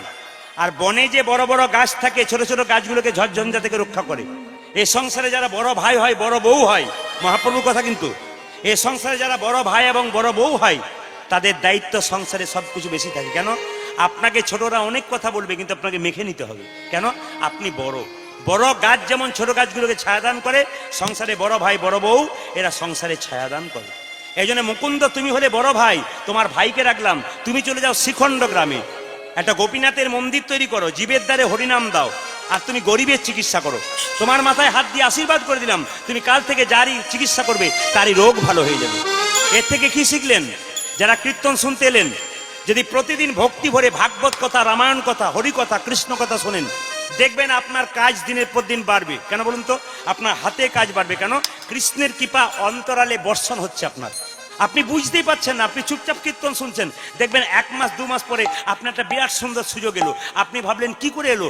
আজকের জন্য এলো। আজকে মন দিয়ে কীর্তন শুনলেন, গোবিন্দের আশীর্বাদ অজান্তে আপনার মাথায় পড়লো। এই যে তোমাকে বলছি, চশমা পরে ওইখানে, এই যে তোমাকে বলা হচ্ছে, ওই যে ওখানে ওখানে কোণে কোণে, আপনাকে বলা হয় নাই, মুকুন্দ সরকার ডাকছে নবাবকে। এই চশমা পরে আছো, আগে এসো তো। আসলে নবাব হোসেন সাহেব, এইদিকে দেখেন, আসতে, নবাব হোসেন সাহেব ফকি সেজে এসছে। এই যে বাবা, কি হয়েছে তোমার? আমার পেটে খুব যন্ত্রণা, জামাটা খোলো। নবাব মনে মনে ভাবছে, আমি বাংলার নবাব, আমাকে চিনতে পারে না, জামা আমি খুলবো, পেটের রোগ যদি ভালো না হয় তাহলে বুঝবে আমি কে। আরে কি চিন্তা করছো, জামাটা খোলো। যে না ধমক দিয়েছে অমনি জামাটা খুলেছে। এবার এক কাজ করো, মাটির বারান্দাতে গড়াগড়ি দাও। তখন তো নবাব আরো চমকে গেছে, মনে মনে ভাবছে, কালের কাল বর্ষাকাল, হরিণের চাটে বাঘের গাল, নেহাত বেকায়দায় পড়েছি বলে পেটের রোগ যদি ভালো না হয় তাহলে বুঝবে আমি কে এসেছি। আমি সোনার ছপ্পর খাটে শুয়ে থাকি, বেটা বলে কিনা ধুলে। আচ্ছা ভাবো কি, আরে দাও না গড়াগড়ি। যেই না গড়াগড়ি দিয়েছে অমনি চমকে উঠে বললো, কবিরাজ। বলে কি, তোমার এখানে ওষুধ দেওয়া থাকে নাকি? বলে কেন? যেই না গড়াগড়ি দিলাম, আমার অর্ধেকটা পেটের রোগ দূর হয়ে গেল। ভক্তপদ ধুলিয়ার ভক্তপদ জল, ভক্তপদ জল, ভক্ত ভক্ত শেষ হয় 3 মহা। তিনি মহাব। আপনার অপরাধ নেবেন না, আমি বাঁকুড়াতে একটা জায়গায় গান করছিলাম, কলকাতা থেকে 3টে মেয়ে একটা গাড়িতে চেপে এসছে, 3টে গোপালকে কোলে করে আসরে রেখেছে, 3টে গোপাল। কীর্তনে যখন শেষ হয়ে গেল, সবাই উঠছে, তখন দেখছি ওই মেয়ে 3টে সামনে এসে নতুন শাড়ি পরে গড়াগড়ি দিচ্ছে। শেষে পরিচয় জিজ্ঞেস করলাম, দিদি আপনি কি করেন? একজন স্কুলের শিক্ষিকা। আপনি কি করেন? আমি বিউটি পার্লারে কাজ করি। আর একজন, আপনি কি করেন? আমি এমনি টিউশন পড়াই। ও আচ্ছা, এই গোপালকে কোলে নিয়ে এলেন, তারপর নতুন শাড়ি, দামি শাড়ি পরে আপনি গড়াগড়ি দিচ্ছেন, ময়লা হয়ে যাচ্ছে না? চালাকি করলেন। তখন উনি বললেন, আসলে আপনার কীর্তনে তো শুনেছি, স্বামীর যদি 10টা কাপড়ের দোকান থাকে, শ্মশানের চিতাতে যাবার সময় একটা কাপড়ও দেয় না, তা সেই কাপড়ের কি দাম আছে? আর ভক্তের চরণ ধুলি থেকে যদি গড়াগড়ি দেয়, তার দেহরোগ তো দূর হয়, তার সঙ্গে ভবরোগ পর্যন্ত। হরি বল, হরি বল। এই জন্য ভক্তের চরণ ধুলিতে যদি কেউ গড়াগড়ি দিতে পারে, মা কাজ আছে। পরম বৈষ্ণব যদি আপনার বাড়িতে আসে, আপনি চরণ ধোয়া জলটা বাড়িতে রাখবেন। কেন রাখবেন জেনে নিন আপনারা। কেন রাখবেন? গঙ্গা থেকে জল আনবেন, জলটা ঘোলা লাগবে, দেখবেন দুদিন পরে জলটা পরিষ্কার হয়ে যাবে। পরম বৈষ্ণবের চরণ ধোয়া জল বাড়িতে রাখলে প্রথমে ঘোলা লাগবে, তারপর দেখবেন সেই জলটা পরিষ্কার হয়ে যাবে। কেন বলুন তো? বৈষ্ণবের চরণ ধোয়া জল কেউ যদি মাথায় নেয়, চঞ্চলতা দূর হয়ে যায়। বৈষ্ণবের চরণ ধোয়া জল বাড়ির চারিদিকে ছড়িয়ে দিলে শান্তি ফিরে আসে। বৈষ্ণবের চরণ ধোয়া জল খেলে অনেক পেটের রোগ দূর হয়। এগুলো আমাদের বিশ্বাস নাই বলে করতে পারছি না। আমরা পাশ্চাত্য শিক্ষায় শিক্ষিত হয়ে এমন একটা জায়গায় পৌঁছেছি যে সনাতন ধর্মকে পর্যন্ত ভুলতে বসেছি। দেখুন মায়েরা, পাশ্চাত্য শিক্ষা আমাদের শিখিয়েছে জিন্সের প্যান্ট পরাতে, কিন্তু আসল পোশাক আমাদের কি বলুন তো? ধুতি। এখন যদি কেউ কম বয়সে ছেড়ে ধুতি পরে যায়, লোকে কি বলে, এখনো তুই সে কেলে রয়ে গেলি, ধুতি পরছিস। কিন্তু মায়েরা, আমি ধুতি পরতে বলবো না ছেলেদেরকে কম বয়সের, সেই জায়গাতে বলবো যখন মন্দিরে যাবে পবিত্র হয়ে ধুতি পরে যাও। তুলসী গাছে জল দেবে, একটু ধুতি বা গামছাটা কোচা করে পরো, তোমার কাজ আছে। মায়েরা, আপনি বাপের বাড়ি যাবেন, ভালো ভালো শাড়ি পরবেন। আপনি বিয়ে বাড়ি যাবেন, আপনি বেনারসি শাড়ি পরবেন। কিন্তু ভগবানের মন্দিরে যখন যাবেন, তখন লাল পেরে সাদা শাড়ি পরবেন। পুলিশের পোশাকটা যতক্ষণ শরীরে থাকে ততক্ষণ তার পাওয়ার কিন্তু খুব ভালো থাকে। পোশাক যখন নেমে যায়, সংসারে যায়, পাওয়ারটা কমে যায়। এক একটা পোশাকের দাম আছে, কিন্তু পোশাক নিলে পোশাকের দাম হয়ে যায়। বাচ্চা ছেলেকে আপনি জিন্সের প্যান্ট পরান, ওর পরাতে মতি জন্মাবে না। বাচ্চা ছেলেকে আপনি ইউনিফর্ম যেটা স্কুলে পরান, ওটা পরান, দেখবেন পরাতে মতি জন্মাবে। তবে এখন যা জিন্সের প্যান্ট উঠেছে, আমি তো চমকে যাই। এমন জিন্সের প্যান্ট তার 25 জায়গায় ফাটা, তার আবার দাম বেশি। আশ্চর্যের ব্যাপার। হ্যাঁ হ্যাঁ, আবার তার আবার ছিট কম পড়ে গেছে, ওই জন্য হয়েছে আর কি, তার আবার দাম বেশি। আবার দেখবেন, কিছু মনে করবেন না, কিছু কিছু ছেলে আবার ভান্ডারিকে গিয়ে সেলুনে বলছে, আমাকে হানি সিং কার্টুন করে দিন। হানি সিং মানে কি? ওপরে চুলগুলো থাকবে আর ধারগুলো চাঁচা থাকবে।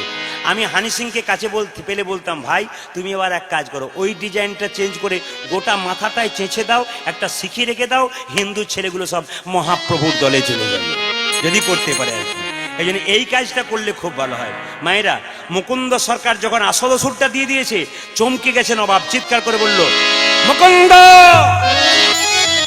কে তুমি? আমার নাম ধরে রাখলে? আমি সারা বাংলার নবাব হোসেন শাহ। একই নবাব আপনি? তোমাকে পরীক্ষা করতে এসেছিলাম, তুমি কত বড় কবিরাজ। সত্যি তুমি বড় কবিরাজ, তুমি আমার রোগ ভালো করলে, তোমাকে এখানে রাখবো না, তুমি মালদা জেলায় আমার বাড়ি চলো। বলে কেন? সেখানে তোমাকে কি করবো জানো? গোপীনাথের মন্দির তৈরি করে দেবো, গরিবের চিকিৎসা করবে আর আমার চিকিৎসা করবে। রাত্রিবেলায় মুকুন্দ কেঁদে কেঁদে মহাপ্রভুকে বলছে, প্রভু বলে দাও, তুমি বলে বলে প্রভু বলে বলে বলে দাও, প্রভু আমায় বলে দাও। তুমি গরিবের চিকিৎসা করতে বললে, হরিনাম দিতে বললে, আমাকে মুসলমানের বাড়ি যেতে বললে। আকাশবাণী হলো, মুকুন্দ ঈশ্বর যা করে তা, জোরে বলুন না, আমি একটু জোরে শুনতে যাই। ঈশ্বর যা করে তা, আচ্ছা পেছনের মায়েরা বলছেন না কেন? ঈশ্বর যা করে তা মঙ্গলের জন্য। আপনার ছেলে সারা বছর পড়াশোনা করলো, পরীক্ষায় গোল্লা পেলো, পাস করলো না, ঈশ্বর যা করে তা, দেখছেন তো? তখন বলবে বাজে বকবেন না তো। আর যদি আপনার ছেলে পরীক্ষায় ফার্স্ট হয়, যদি বলে ঈশ্বর যা করেছে তা মঙ্গল, আপনি যা বলেছেন ঠিকই বলেছেন। ভালো করলে ভালো, মন্দ করলে মন্দ। আসলে শুনে রাখুন, ঈশ্বর যা করে তা মঙ্গলের জন্য করে। একটা প্রমাণ দিয়ে দিই। একজন রাজা তার মন্ত্রীর সঙ্গে রাস্তায় যখন ঘুরতো, মন্ত্রী পেছন পেছন যেত আর খালি বলতো, ঈশ্বর যা করে তা মঙ্গলের জন্য করে। ঈশ্বর, চুপ করো, তোমারও একই কথা, ঈশ্বর যা করে তা মঙ্গলের জন্য করে। একদিন রাজার মন্ত্রী দুজনে বনে যাচ্ছে মৃগয়া করতে।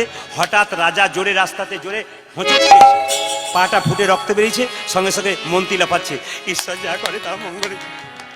বেটা আমার খায় আমার পরে আর বলে কিনা ঈশ্বর যা। কে আছিস? এ বেটাকে বন্দি কর। মন্ত্রীকে বন্দি করা হলো, রাজা একাই বনে গেল। এমন গভীর বনে গেল মা, সেখানে একটা মা কালীর মন্দির আছে, প্রত্যেক দিন একটা করে মানুষ বলি দেওয়া হয়। আজকে কাউকে পাই নাই, পাবি তো পার রাজাকেই পেয়েছি। পেয়ে যাই না, বলছে জয় মা। কি হলো কি হলো? পায়ে খোঁজ হয়ে আচ্ছা মায়েরা, মা কালীর মন্দিরে পাঁঠা ছাগল বলি দেওয়া হয়, আপনার দিদি হয় কিনা জানি না, দেওয়া হয়। আচ্ছা পায়ে খুঁত হয়ে গেলে আর লাগে? রাজার পায়ে বেটাকে ছাড় পায়ে। রাজা মনে মনে ভাবছে, মন্ত্রী তুমি ঠিকই বলেছো, ঈশ্বর যা করে তা মঙ্গলের জন্য করে, ভাগ্যে হোঁচট খেয়েছিলাম বলে বেঁচে গেলাম। মন্ত্রীকে বলছে, মন্ত্রী তোমাকে বন্দি থেকে মুক্তি করব। মন্ত্রী বলছে, আপনি তো ঈশ্বর যা করে তা মঙ্গল শুধু আপনার করে না আমারও করেছে। বলে কেন? আজকে আপনি না হয় হোঁচট খেয়েছিলেন বেঁচে গেলেন, আমি যদি যেতাম তাহলে আমি নিতাই গৌর হরিবোল হয়ে যেতাম। তাহলে ঈশ্বর যা করে তা মঙ্গলের জন্যেই করে। মুকুন্দ সরকার গেল কোথায় মা? সবাই লক্ষ্য করুন, নবাবের বাড়ি, সেখানে ছোট্ট একটা গোপীনাথের মন্দির তৈরি করে দিল। আর মুসলমান নবাব কি করছে দেখুন, তালপাতার পাখাতে হাওয়া করছে, তার মধ্যে ময়ূরের পালক আছে, পেছনে নবাব দেখছে আর মুকুন্দ গোপীনাথের ভজনা করছে। সবাই উলুধ্বনি দেবেন। মুকুন্দ সরকার মনে মনে গান গাইছে, খুব সুন্দর। নবাব যখন দেখছিল তাকে কোন পাখাতে পাখা করা হচ্ছিল, কোন পাতার পাখাতে, জোরে বলুন, তাল পাতা।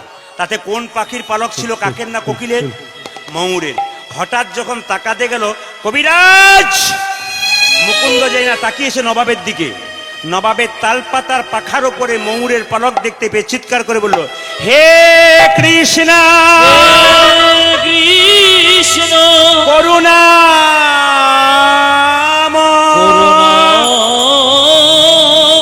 করুণা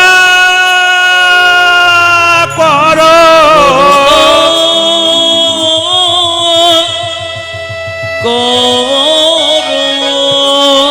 মুকুন্দ সরকার অজ্ঞান হয়ে গেল। নবাব বলল, কে আছিস, একটু জল নিয়ে আয় তো। যখনই জলটা এনে মুকুন্দের মাথাতে দিল, মুকুন্দ চেতন ফিরে পেল। এই দিয়ে দেখান, নবাব জিজ্ঞেস করছে, মুকুন্দ তোমার এমন অবস্থা হলো কেন? আমি পিছু ডাকলাম, তুমি অজ্ঞান হয়ে গেলে কেন? মুকুন্দ মনে মনে ভাবছে, নবাব তুমি তো মুসলমান, আমি তো হিন্দু, তুমি কৃষ্ণ অনুরাগের কথা কেমন করে জানলে? আসলে তোমার তালপাতার ফাঁকাতে ময়ূরের পালক দেখে আমি কৃষ্ণ দেখতে পেয়েছিলাম, অজ্ঞান হয়ে গেছিলাম। তো জীবনে কাউকে আমি মিথ্যা কথা বলি না, আজ তোমাকে একটা মিথ্যা কথা বলবো। মনে মনে ভাবছি, বলো আচ্ছা আমি অজ্ঞান হয়েছিলাম কেন জানো নবাব? আসলে আমি তো সবার চিকিৎসা করি, আমার একটা রোগ আছে, মৃগীর ব্যারাম আছে। নবাব বলে, চুপ করো, তুমি হয়তো জানো না আমার রাজ্যে একটা নিয়ম আছে, এখানে কেউ মিথ্যে কথা বলে তার জীব আমি কেটে নিই। তুমি যদি আমার পেটের রোগ ভালো করেছো, আমি তবে কিচ্ছু করলাম না। তবে তোমার যদি মৃগী রোগ থাকবে, তুমি যখন অজ্ঞান হয়ে গেছিলে কৃষ্ণ বলে কাঁদছিলে কেন? তোমার যদি মৃগী রোগ থাকবে, তুমি যখন অজ্ঞান হয়ে গেছিলে চোখ থেকে জল পড়ছিল কেন? মুকুন্দ সরকার কেঁদে কেঁদে বলছে, নবাব আমার অপরাধ হয়ে গেছে। নবাব দেখুন কত ভদ্রলোক, তিনি বললেন, অপরাধ তোমার হয়নি, আমার হয়েছে। মানে কেন? তোমার মতো কৃষ্ণ ভক্তকে আমার কেনা গোলাম মনে করে ভুল করেছি। যারা কৃষ্ণ ভক্ত হয় তারা কারো কেনা গোলাম মনে হয় না, একমাত্র ভগবানের। মুকুন্দ সরকারকে নবাব বলল, দেখুন ঈশ্বর যা করে তা মঙ্গলের জন্য করে। এ মুকুন্দ, তোমার কোনো অভাব থাকবে না, গোটা শ্রীখণ্ডটা আমি তোমার নামে লিখে দিলাম। মুকুন্দ বলল, নবাব আমাকে কিছু বলছেন? বলে, তুমি চলে যাও শ্রীখণ্ডে ফিরে, গোটা শ্রীখণ্ড তোমার নামে রইল, তোমার কোনো অভাব থাকবে না। তুমি গোপীনাথের পুজো করো, সেবা করো, গরিবের চিকিৎসা করো, ঈশ্বর যা করে তা মঙ্গলের জন্যই করলো। মুকুন্দ বলছে, তাহলে আমাকে এবার বিদায় দিন। মুকুন্দ চলে যাচ্ছে, যেতে যেতে গাইছে, কই গো ঘরণী স্বামী, এ কি আমার হলো গো, এ কি আমার হলো গো। যতজন বাবা, যতজন মা কীর্তন শুনতে এসছেন, আমি আপনাদের কাছে নিবেদন রইব, যতজন দাদা ভাইরা এসছেন, যে যে ব্যবসা করেন, যে যে বাণিজ্য করেন, যে যে কর্ম করেন, ওই কর্মটা যদি বড় হয়ে যায় অহংকার রাখবেন না, নইলে পতন করার জন্য ভগবান তৈরি হয়ে আছে। Man proposes, god disposes. মানুষ পরিকল্পনা করে, ভগবান ভাঙে। ভগবানকে স্মরণ করে যদি পরিকল্পনা করে, ভগবান আবার আরও সুন্দর তৈরি করে দেয়। এই জন্য মায়েদেরকে বলে রাখি, যদি কোনো জিনিসে অহংকার হয়ে যায় ভগবান পতন ঘটায়। মুকুন্দ সরকার চিকিৎসা করতে করতে ভেতরে একটা অহংকার হয়ে গেল, সারা বাংলার লোক আমার ওষুধে ভালো হয়ে যাবে। মহাপ্রভু তখন দেখলো, দাঁড়াও দাঁড়াও, তোমাকে দেখাচ্ছি মজা। বলে কি? তোমার স্ত্রীর শরীরে এমন রোগ দিয়ে দেবো, ধরতেই পারবে না তুমি। তার স্ত্রী যখন ছুটে গেল, স্বামী যেদিন থেকে তুমি চলে গেছো সেদিন থেকে আমার সারা শরীর জ্বালা করে, আমার সর্বাঙ্গ যেন জ্বলে যায়, সর্বাঙ্গ যেন জ্বলে যায়।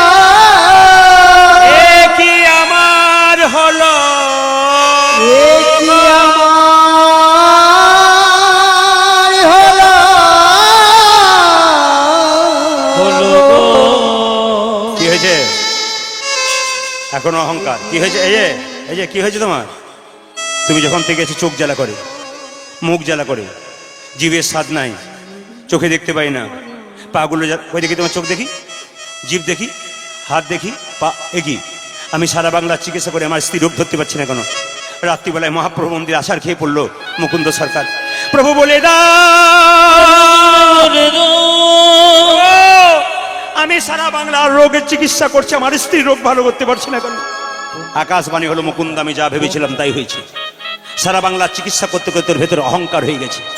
মুকুন্দ সরকার কেঁদে কেঁদে বলল, প্রভু আমি ক্ষুদ্র জীব, কখন আমার অহংকার হয় আমি জানি না। সত্যি যদি আমার অহংকার হয়েছে, আমার অহংকারে পতন ঘটাও। মায়েরা, মুকুন্দ সরকারকে চিবানো পান দিল, আর সেই চিবানো পানটা তার স্ত্রীকে দিল।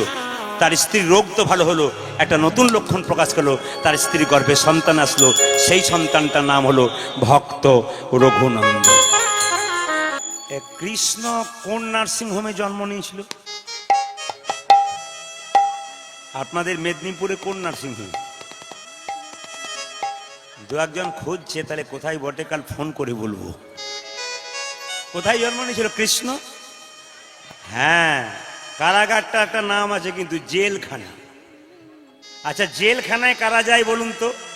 যারা অন্যায় করে। তাহলে ভগবান কি কোনো অন্যায় করেছিল? ওর বহু তত্ত্ব আছে, একটু ছোট করে বলে দিই আপনাদের। কংসের কারাগারে কৃষ্ণ যখন জন্ম নেয় তখন কারাগারটা অন্ধকার ছিল। কৃষ্ণ যখন জন্ম নিল কারাগার আলো হয়ে গেল। আপনাদের প্রত্যেকের শরীরে একটা করে কারাগার আছে। এই কারাগারটার নাম হচ্ছে হৃদয় কারাগার। যারা কৃষ্ণ কথা হরিকথা শুনবেন, যত শুনবেন হৃদয় কারাগার তত আলো হবে, এখানে কৃষ্ণের আসা যাওয়া হবে। আর যত আপনি হরিনাম শুনবেন না, হরিকথা বলবেন না, তত আপনার কারাগার অন্ধকার নর্দমাতে পরিণত হবে, কৃষ্ণ সেখানে আসতে পারবে। এই জন্যে বাবা, কৃষ্ণ যখন জন্ম নিল কারাগার আলো হলো, কৃষ্ণ যখন জন্ম নেয় না কারাগার অন্ধকার হয়েছে। ভগবানের নাম করবেন কেন? একটু যুক্তি দিই। বাচ্চা যখন জন্ম নেয় কি খাবে এ কথা ভেবেছে কি? বলুন আপনারা ভেবেছেন? হরলিক্স, ল্যাকটোজেন, ন্যাস্ট্রোজেন কি বাচ্চা জন্মের পরে নিয়ে আসেন? বাচ্চা জন্ম নিয়ে বাচ্চা খাবে কি এ কথা ভগবান ভেবেছে। মায়ের স্তনদুগ্ধে এমন মধুভাণ্ড দিয়েছে পৃথিবীর আর কোথাও পাওয়া যায় না। মায়ের দুধটা খুব গরম নয় যাতে বাচ্চার জিভ পুড়ে যাবে। মায়ের দুধটা খুব টক নয় যাতে বাচ্চার অম্ল হয়ে যাবে। মায়ের দুধটা খুব ঠান্ডা নয় যাতে বাচ্চার সর্দি লেগে যাবে। মায়ের দুধটা খুব মিষ্টি নয় যাতে বাচ্চা সুগার হয়ে যাবে। গাছের মধ্যে দিলেন ফল, নদীর মধ্যে দিলেন জল। তিনি আমাদের জন্য এত কিছু করলেন, আমরা তার জন্য কি করলাম?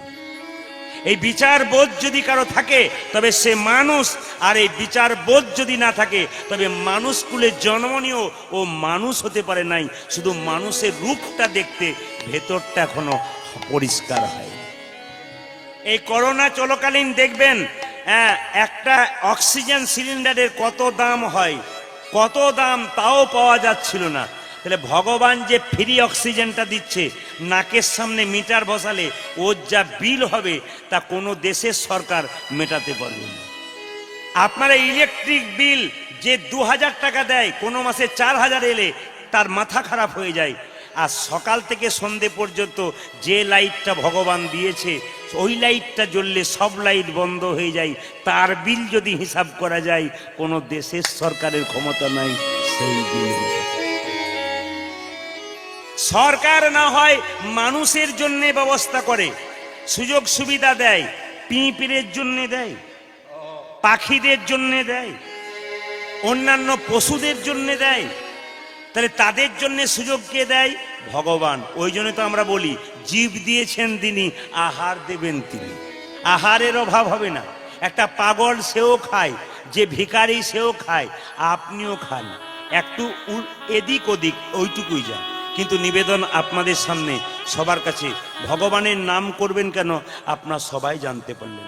অদ্বৈত প্রভু মহাপ্রভুকে ডাকলেন, তিনি এলেন গঙ্গা জলে তুলসী পত্র দিয়ে। মহাপ্রভু এলেন, ছোটবেলায় নাম হলো নিমাই, যৌবন বেলায় নাম হলো গৌরাঙ্গ, আবার সন্ন্যাসের পরে নাম হলো শ্রীকৃষ্ণ। শ্রীকৃষ্ণ চৈতন্য প্রভু, শ্রীকৃষ্ণ কৃষ্ণ চৈতন্য প্রভু।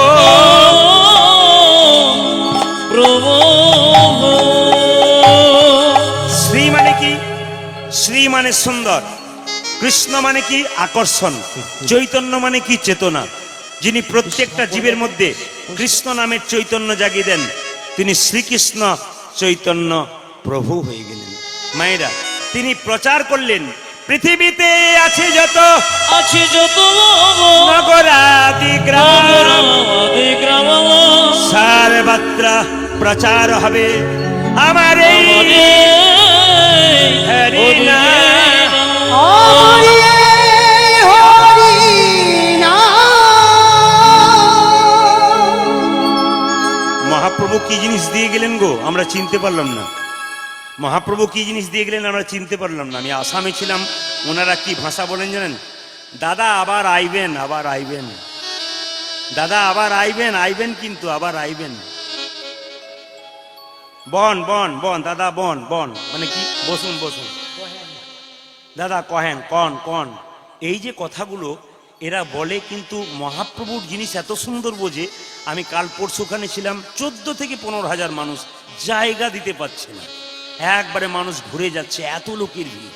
ত্রিপুরা যাচ্ছি, ওখানের লোক বাংলা ভালো বলতে পারে না, এত সুন্দর বুঝবরে দাদা বহেন বহেন বহেন মানে বসেন আর কি। এ কথা বলে, তারাও মহাপ্রভুর জিনিস বোঝে, সেখানেও প্রচুর ভিড়। মহাপ্রভু যেটা বলে গেলেন সেটা রয়ে গেল কেন? পৃথিবীতে আছে যত নগরাদি গ্রাম সর্বত্র প্রচার হবে আমার এই হরিনাম। আজকে মেদিনীপুরেই দেখুন না কেন, আজকে গ্রামে গ্রামে, হ্যাঁ, বাজারে বাজারে, প্রত্যেকটি জায়গাতে 2বার 3বার করে হরিনাম হচ্ছে। কেন হচ্ছে? ড্যান্স হাঙ্গামাতে লোক হয়, মারামারি ঝগড়া হয়। হরিনামের জায়গাতে দেখবেন ড্যান্স হাঙ্গামা হবে, আপনি বসবেন, আপনার পাশে যদি কেউ বসতে যায় তখন দেখবেন এরকম করে দেন। কিন্তু হরিনামে যদি কেউ পাশে বসে একটু জায়গা করে নেয়, কেন বলুন তো? এখানে বিবাদ নাই, ঝগড়া নাই। মহাপ্রভু কি জিনিস দিয়ে গেলেন যেখানে বিবাদ ঝগড়া নাই? ড্যান্স হাঙ্গামাতে ঝগড়া আছে। এই জন্য সবার কাছে নিবেদন রইল, সনাতন ধর্মকে বাঁচানোর দায়িত্ব আপনাদের। মহাপ্রভুর দেওয়া মূল্যবান এই ধন মহামন্ত্র হরিনাম রক্ষা করার দায়িত্ব আপনাদের। এই জন্য আপনাদেরকে বলে রাখি, ছেলেকে বিবেকবান তৈরি করতে গেলে, মনুষ্যত্ব তৈরি করতে গেলে এই স্কুলে পড়াতে হবে মা। ওই স্কুলে যদি পড়ান, অবশ্যই পড়াবেন, ওখানে টাকা রোজগার করার মেশিন তৈরি হয়, বিবেক তৈরি হয় না। কিন্তু হরিনামের আসরে এসে টাকা রোজগার করার মেশিন তৈরি হোক আর না হোক, সন্তানটা অন্তত বিবেক হয়। আপনি শিক্ষিত করলেন, উচ্চ শিক্ষিত, ইংল্যান্ডে গিয়ে কোনো মেয়েকে বিয়ে করলো, এখানে বাবা খুব অসুস্থ, একবার দেখে যা, দেখার সময় হলো না, এমন ছেলে জন্ম দেবার দাম কি আছে? এরকম ছেলে মেয়ে জন্মদিন যেন আপনার সঙ্গ করতে পারে, হরি কথা বলতে পারে এবং কৃষ্ণ কথা বলে আপনার বংশটাকে উদ্ধার করে। তাই নিমাই যখন জন্ম নিল, মা আকাশের চাঁদ যেন নিচে নেমেছে। আচ্ছা বলুন তো, আপনাদের মেদিনীপুরের এই পথে কোনো একটা বাচ্চা ছেলে খেলা করছে, দেখতে খুব সুন্দর, আপনাদের কি মনে হয়? একবার কোলে নেবো, নিতে ইচ্ছা হয় না? কাঁচা সোনা যেন নেমেছে, নিমাইকে পাড়ার মেয়েরা এরকম করে কোলে নিয়েছে। সেটা এত দুষ্টু, যার কোলে চাপে তার কোলে কান্নাকাটি করে। তখন সচি মাতাকে মেয়েরা বলে, ও সচি, এমন ছেলে জন্ম দিলি, দেখতে সুন্দর, কোলে নিতে ইচ্ছা হয় কিন্তু কান্নাকাটি করে। আচ্ছা বলতো, কি করলে কান্না বন্ধ হবে?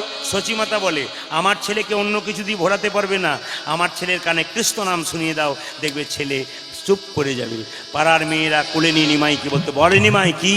কৃষ্ণা কৃষ্ণা কৃষ্ণা কৃষ্ণা কৃষ্ণা কৃষ্ণা কৃষ্ণা হে কৃষ্ণা কৃষ্ণা কৃষ্ণা কৃষ্ণা কৃষ্ণা কৃষ্ণা কৃষ্ণা হে কৃষ্ণ কৃষ্ণ কৃষ্ণ কৃষ্ণ কৃষ্ণ কৃষ্ণ কৃষ্ণ হে কৃষ্ণ কৃষ্ণ কৃষ্ণ কৃষ্ণ কৃষ্ণ কৃষ্ণ কৃষ্ণ হে কৃষ্ণা কৃষ্ণা কৃষ্ণা কৃষ্ণা কৃষ্ণা কৃষ্ণা কৃষ্ণা হে কৃষ্ণা কৃষ্ণা কৃষ্ণা কৃষ্ণা কৃষ্ণা কৃষ্ণা কৃষ্ণা হে কৃষ্ণ হে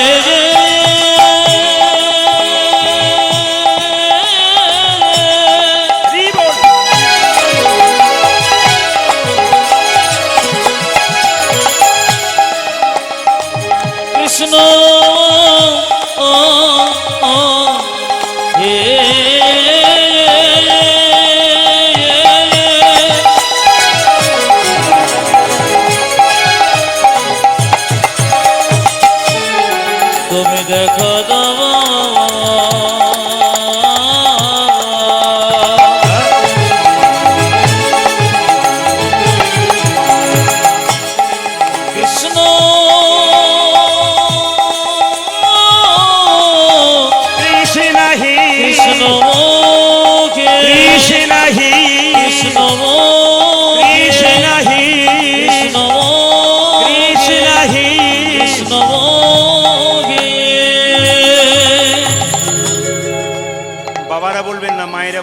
মহাপ্রভু ছবি দেখেছেন? জোরে বলুন হ্যাঁ না না। অনেকে ভাবছে চুপ থাকাটাই বুদ্ধিমানের কাজ, বেশি হ্যাঁ হু বলবো না। না না বলবেন, সুবিধা আছে আমার গান করতে। আচ্ছা মহাপ্রভু ছবি দেখেছেন তো? আচ্ছা ছবিতে হাত নিচু থাকে না হাত উঁচু থাকে? একবার দেখানো যাবে সবাই মিলে? দেখি তো কেমন দেখাচ্ছে। বাহ। আর রাস্তার ধারে যারা এসছেন তারা কি হায়ার করেছে তাদেরকে নাকি যে পরে আপনারা তুলবেন? হ্যাঁ না না, হায়ার করা পার্টি থাকবেন না, একবারে ভগবানের কাছে সঁপে দিন, প্রেস্টিজ রাখবেন না কিন্তু, তাহলে সমস্যা আছে। এইদিকে আচ্ছা মহাপ্রভু হাতটা এরকম করে তুলে আসে তো, একজন ভক্ত জিজ্ঞেস করছে ঠাকুর তুমি যে হাতটা তুলে আছো তোমার হাতে ব্যথা হয় না? বলে ব্যথা আবার হয় না, তাহলে নামাও। বলছে কি জন্য নামাবো? তোরা তুলছিস না তাই নামাচ্ছি না। বলছে এই দেখো ঠাকুর এই তুলে দিলাম, এবার নামাও। বলছে তুই তো তুললি, তোরা তো তুললি, তোদের পেছনে যারা আছে তারা, আপনাদের বলি নাই কিন্তু। তার মানে বলছে আমি যদি হাতটা তুলে না থাকি, পরের জন্মে যারা জন্ম নেবে পেছনে, মানে পরের জন্মে যারা জন্ম নেবে তারা হাত তুলবে না, তাই আমি জন্ম জন্মান্তর ধরে হাত। হরি বল হরি বল। আচ্ছা এইদিকে তাকান, এই আপনারা হাত তোলেন কখন? দাদা এ কীর্তন হচ্ছে, ও টোটো ভাই একটু যাবে, এইদিকে এইদিকে, হাত তোলেন তখন। আর হাত তোলেন কখন? যখন কেউ জলে ডুবে যায়, উঠতে পারে না, তখন হাত তোলে। আর হাত তুলে কখন? কেউ যখন বোঝা নেই। তাহলে মায়েরা বলুন তো, মহাপ্রভু কি জলে ডুবে যাচ্ছিল? আচ্ছা মহাপ্রভু হাতে কোনো বোঝা ছিল? এখন না বলছেন কিন্তু ছিল। প্রশ্ন করবেন প্রদীপবাবু বোঝা তো আমরা দেখতেই পাই না, যে চোখে সিরিয়াল দেখেন সে চোখে কখনো মহাপ্রভু ভাব বুঝতে পারবেন না? কারা বুঝতে পারবে? এক ট্রাক বালিতে যদি এক হাত চিনি ছুঁড়ে দেওয়া যায়, আর চিনি আর বালি যদি একসঙ্গে মিশিয়ে দেওয়া যায়, চিনিকে কি কেউ পারে চিনিতে এক ট্রাক বালিতে? আপনারা বলবেন কেউ পারে না, একজন পারে, পিপিলিকা পারে চিনিকে চিনিতে এক ট্রাক বালিতে। পিপিলিকার মতো গৌর ভক্ত যারা হয়, যারা গৌরের নাম শোনে দিনের মাথায় গৌর গৌর বলে একবার কামতে পারে, একমাত্র তারাই মহাপ্রভু ভাব বুঝতে পারে। ও মায়েরা, আর হাত তুলে আছে মহাপ্রভু ভাবটা বুঝবেন কি করে? আপনাদের বাড়িতে কীর্তন হচ্ছে, গ্রামে কীর্তন হচ্ছে, আপনার বাবা বলছে ও মা তোর গ্রামে কীর্তন শুনতে যাব, এসো বাবা চলে এসো। তা আপনি যা যা খেতে ভালোবাসেন বাবা তাই তাই আনে, যদি সামর্থ্য থাকে। কিন্তু লক্ষ্য করুন, বাবা আপনার জন্য সব এনেছে, একটা জিনিস এনেছে, ওটা অনুভব করতে হয়, ওটা দেখা যায় না। বলে কি? বাবা এনেছে কি বলুন তো? প্রেম আর ভালোবাসা মেয়ের জন্য, ওটা দেখা যায় না, অনুভব করতে হয়। মহাপ্রভু হাতটা কি করেছে তুলে? প্রেম আর ভালোবাসা এনেছে। আপনাদের আসলে একটা জিনিস দেখলাম, আমি কিন্তু বারবার বলেছিলাম একটু সকাল সকাল আরম্ভ করবেন, তবে মেদিনীপুরের মাটিতে গান, প্রত্যেকটা এলাকাতে মাটিতে গান, অধিক রাত্রি হলেই দেখবেন ভক্তদের একটু কষ্ট হয়। মায়েরা সারাদিন রান্না বান্না করেছে, ক্লান্ত হয়ে যায়। আর বাবাদের তো কিছু মনে করবেন না, ওরা তো সারাদিন সকাল থেকে কাজে ব্যস্ত। যারা কৃষ্ণ ভক্ত হয় তারা কিন্তু, আমি দেখতে পাচ্ছি যারা কৃষ্ণ ভক্ত মানুষ, আমি একবার চোখ দিয়ে তাকালেই বুঝে নেবো কোনগুলো পাকা কোনগুলো কাঁচা। কারণ আমার যখন চোখ ঘুরছে তখন যে দাঁড়িয়ে আছে ওই দাঁড়ানোর মধ্যেও দেখতে পাবো যারা কীর্তন শুনছে কোনগুলো পাকা। ঘন্টা তিনেক দাঁড়িয়ে আছে কিন্তু চুপচাপ দাঁড়িয়ে আছে কেন বলুন তো? আপনারা বসেছেন কিন্তু একই রকম দাঁড়িয়েছে কেন? ওগুলো পাকা।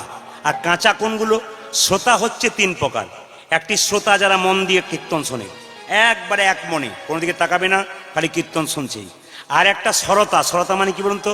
চল প্রদীপ পালকে ইউটিউবে দেখেছি, 1 ঘন্টায় দেখে আসি। দু বন্ধু এসছে, 1 ঘন্টা হয়ে গেল, 2 ঘন্টা হয়ে গেল, বলছে চ চ, ও তো গেল 4 জনকে নিয়ে চলে গেল। এরা সরতা, এটা আপনাদের এখানে নাই। আর শ্রোতা কে বলুন তো? এদিকে দেখুন, এইদিক শ্রোতা কে বলুন তো? তবে বাবাদের যে সুবিধা নাই, মায়েদের সেই সুবিধাটা আছে। কোন সুবিধা বলুন তো? দেখবেন বাবাদের যদি ঘুম আসে কোনো উপায় নাই, উঠতে হয়। আর মায়েদের যদি ঘুম আসে, তাহলে যে মায়েরা খুব চালাক পাটি হয় তারা দেখবেন ঘুম এলে জীবনে মাথায় কাপড় নেয় না, সেই দিন দেখবেন পাশের মেয়েটা বলছে দিদি তুমি ঘুমোচ্ছ, বলে ঘুমোয় নাই, ধ্যান করে করে শুনছি। এমন ধ্যান করো না যে লম্বা হয়ে তুলে নিয়ে যেতে হবে। এইদিকে আপনারা শুনতে পাচ্ছেন তো? হাতে ধ্যান করো না। তবে একটা কথা বলি, আমার বাড়ির পাশে, আমাকে জানেন আপনারা বীরভূমের, কিন্তু আমি প্রকৃত বীরভূম, কিন্তু আমার 2 কিলোমিটার গেলে ঝাড়খণ্ড। ঝাড়খণ্ডে নিয়ম হচ্ছে বিকেল 4টা থেকে 7টা রামায়ণ হবে, আর 7টা পরে 10টা কীর্তন হবে। নিয়ম একবারে 3 ঘন্টা, 5 হবে না। কেন? সারাদিন মানুষ খুব পরিশ্রম করে তো, ওই 4টা থেকে 7টা পর্যন্ত রামায়ণ শুনলো, আর 7টার পরে 10টা কীর্তন শুনলো, ব্যাস, তারপর ঘরে ঘুমোতে লাগলো। 4 দিন কীর্তন হবে, ওই একই নিয়ম। 1 দিন কুঞ্জবর্ণন, 3 দিন রাত্রিতে কীর্তন, এই নিয়ম একই। তো প্রত্যেকদিন ভাগবত পাঠ, রামায়ণ পাঠ হয়। তো আমি একটা গ্রামে 3 বছর গান করেছিলাম। তো সেখানে একজন ভক্ত বললেন, প্রদীপবাবু আপনার তো 7টা থেকে 10টা কীর্তন আছে, এবছর একজন রামায়ণ পাঠ করবে, 80 বছর বয়স, দেখবেন কি সুন্দর পাঠ করবে, আমরা তাকে ডেকেছি।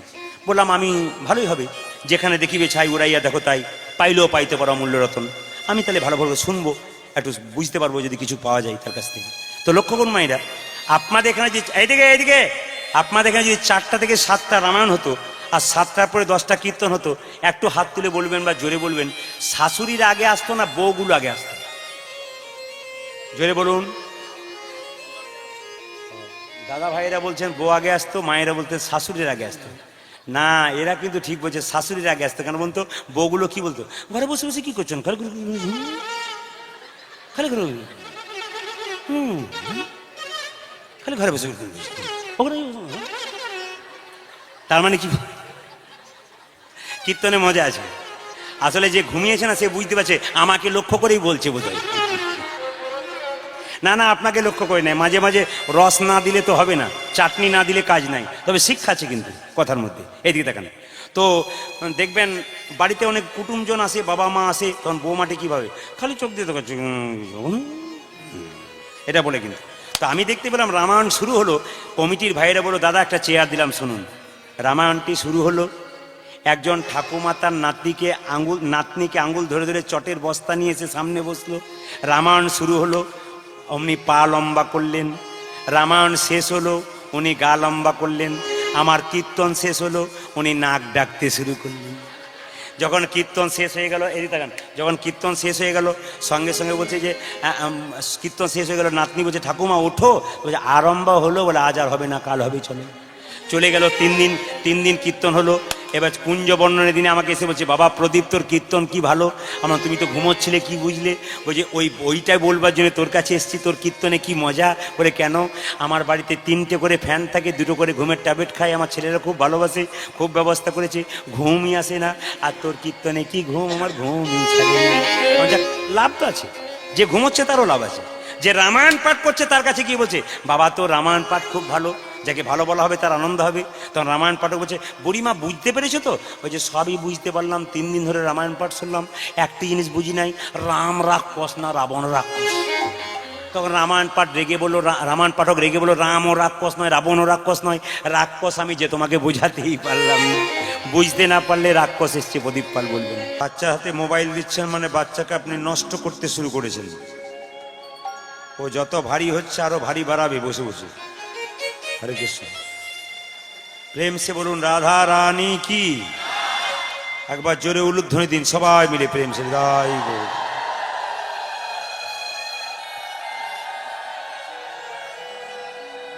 আজকের এই মহতি হরিবাসরে যারা কীর্তন গান শ্রবণ করার জন্য বহু দূর থেকে এসেছেন বা গ্রামবাসী যারা আছেন, তাদের চরণে কীর্তনিয়া প্রদীপ পাল এবং তার সম্প্রদায়ের কোটি কোটি দণ্ডবত প্রণাম।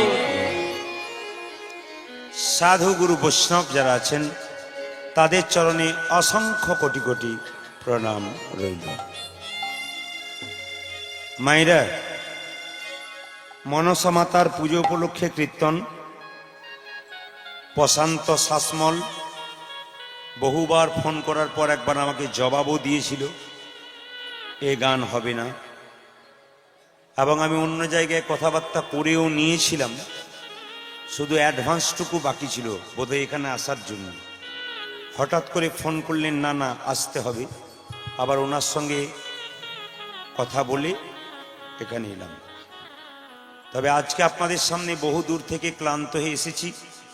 আমি ছিলাম আসাম গুয়াহাটি, ফ্লাইটে গিয়েছিলাম কলকাতা থেকে আসাম গুয়াহাটি। সেই গুয়াহাটি থেকে প্রায় 3 ঘন্টা রাস্তা, সেখানে সারারাত্রি জেগে এসেছি। তো আসুন, আপনাদের কৃপা এবং আশীর্বাদ থাকবে, কীর্তন গান হবে। ভগবানের লাভে নামটা এখন আমি বলবো কি, গীতাটা শেষ সময়ে দান করলে ভালো হতো। কীর্তনটা ঠিক শুরু হয়েছে, এখন যদি গীতা দিতে শুরু করেন সবাই ওই আপনার দিকে তাকাবে আর হাত বাড়াবে, আমাকে দিন আমাকে দিন। ওটা কীর্তনটাই নষ্ট হবে। আর শেষের দিকে দেবেন। আমি বলবো গীতার মান যারা রক্ষা করতে পারবেন একমাত্র তারাই গীতা নেবেন। গীতা কিন্তু ছেলে খেলা নয়, নিয়ে নেবেন ঘর নিয়ে চলে গেলেন তা বললে হবে। গীতাটা দেওয়া হবে, 2-4 জনকে দান হয়ে গেল, ব্যাস। এরপরে গীতা সবাইকে দেওয়া হবে। মোটামুটি 1000 গীতা আছে যেটুকু আমি শুনলাম। তাতে যারা গীতার মান রক্ষা করবেন তারা নেবেন, গীতার যারা সম্মান রক্ষা করতে পারবে না তারা একেবারে নেবেন না, তাহলে পাপের ভাগী হবে। হরে কৃষ্ণ।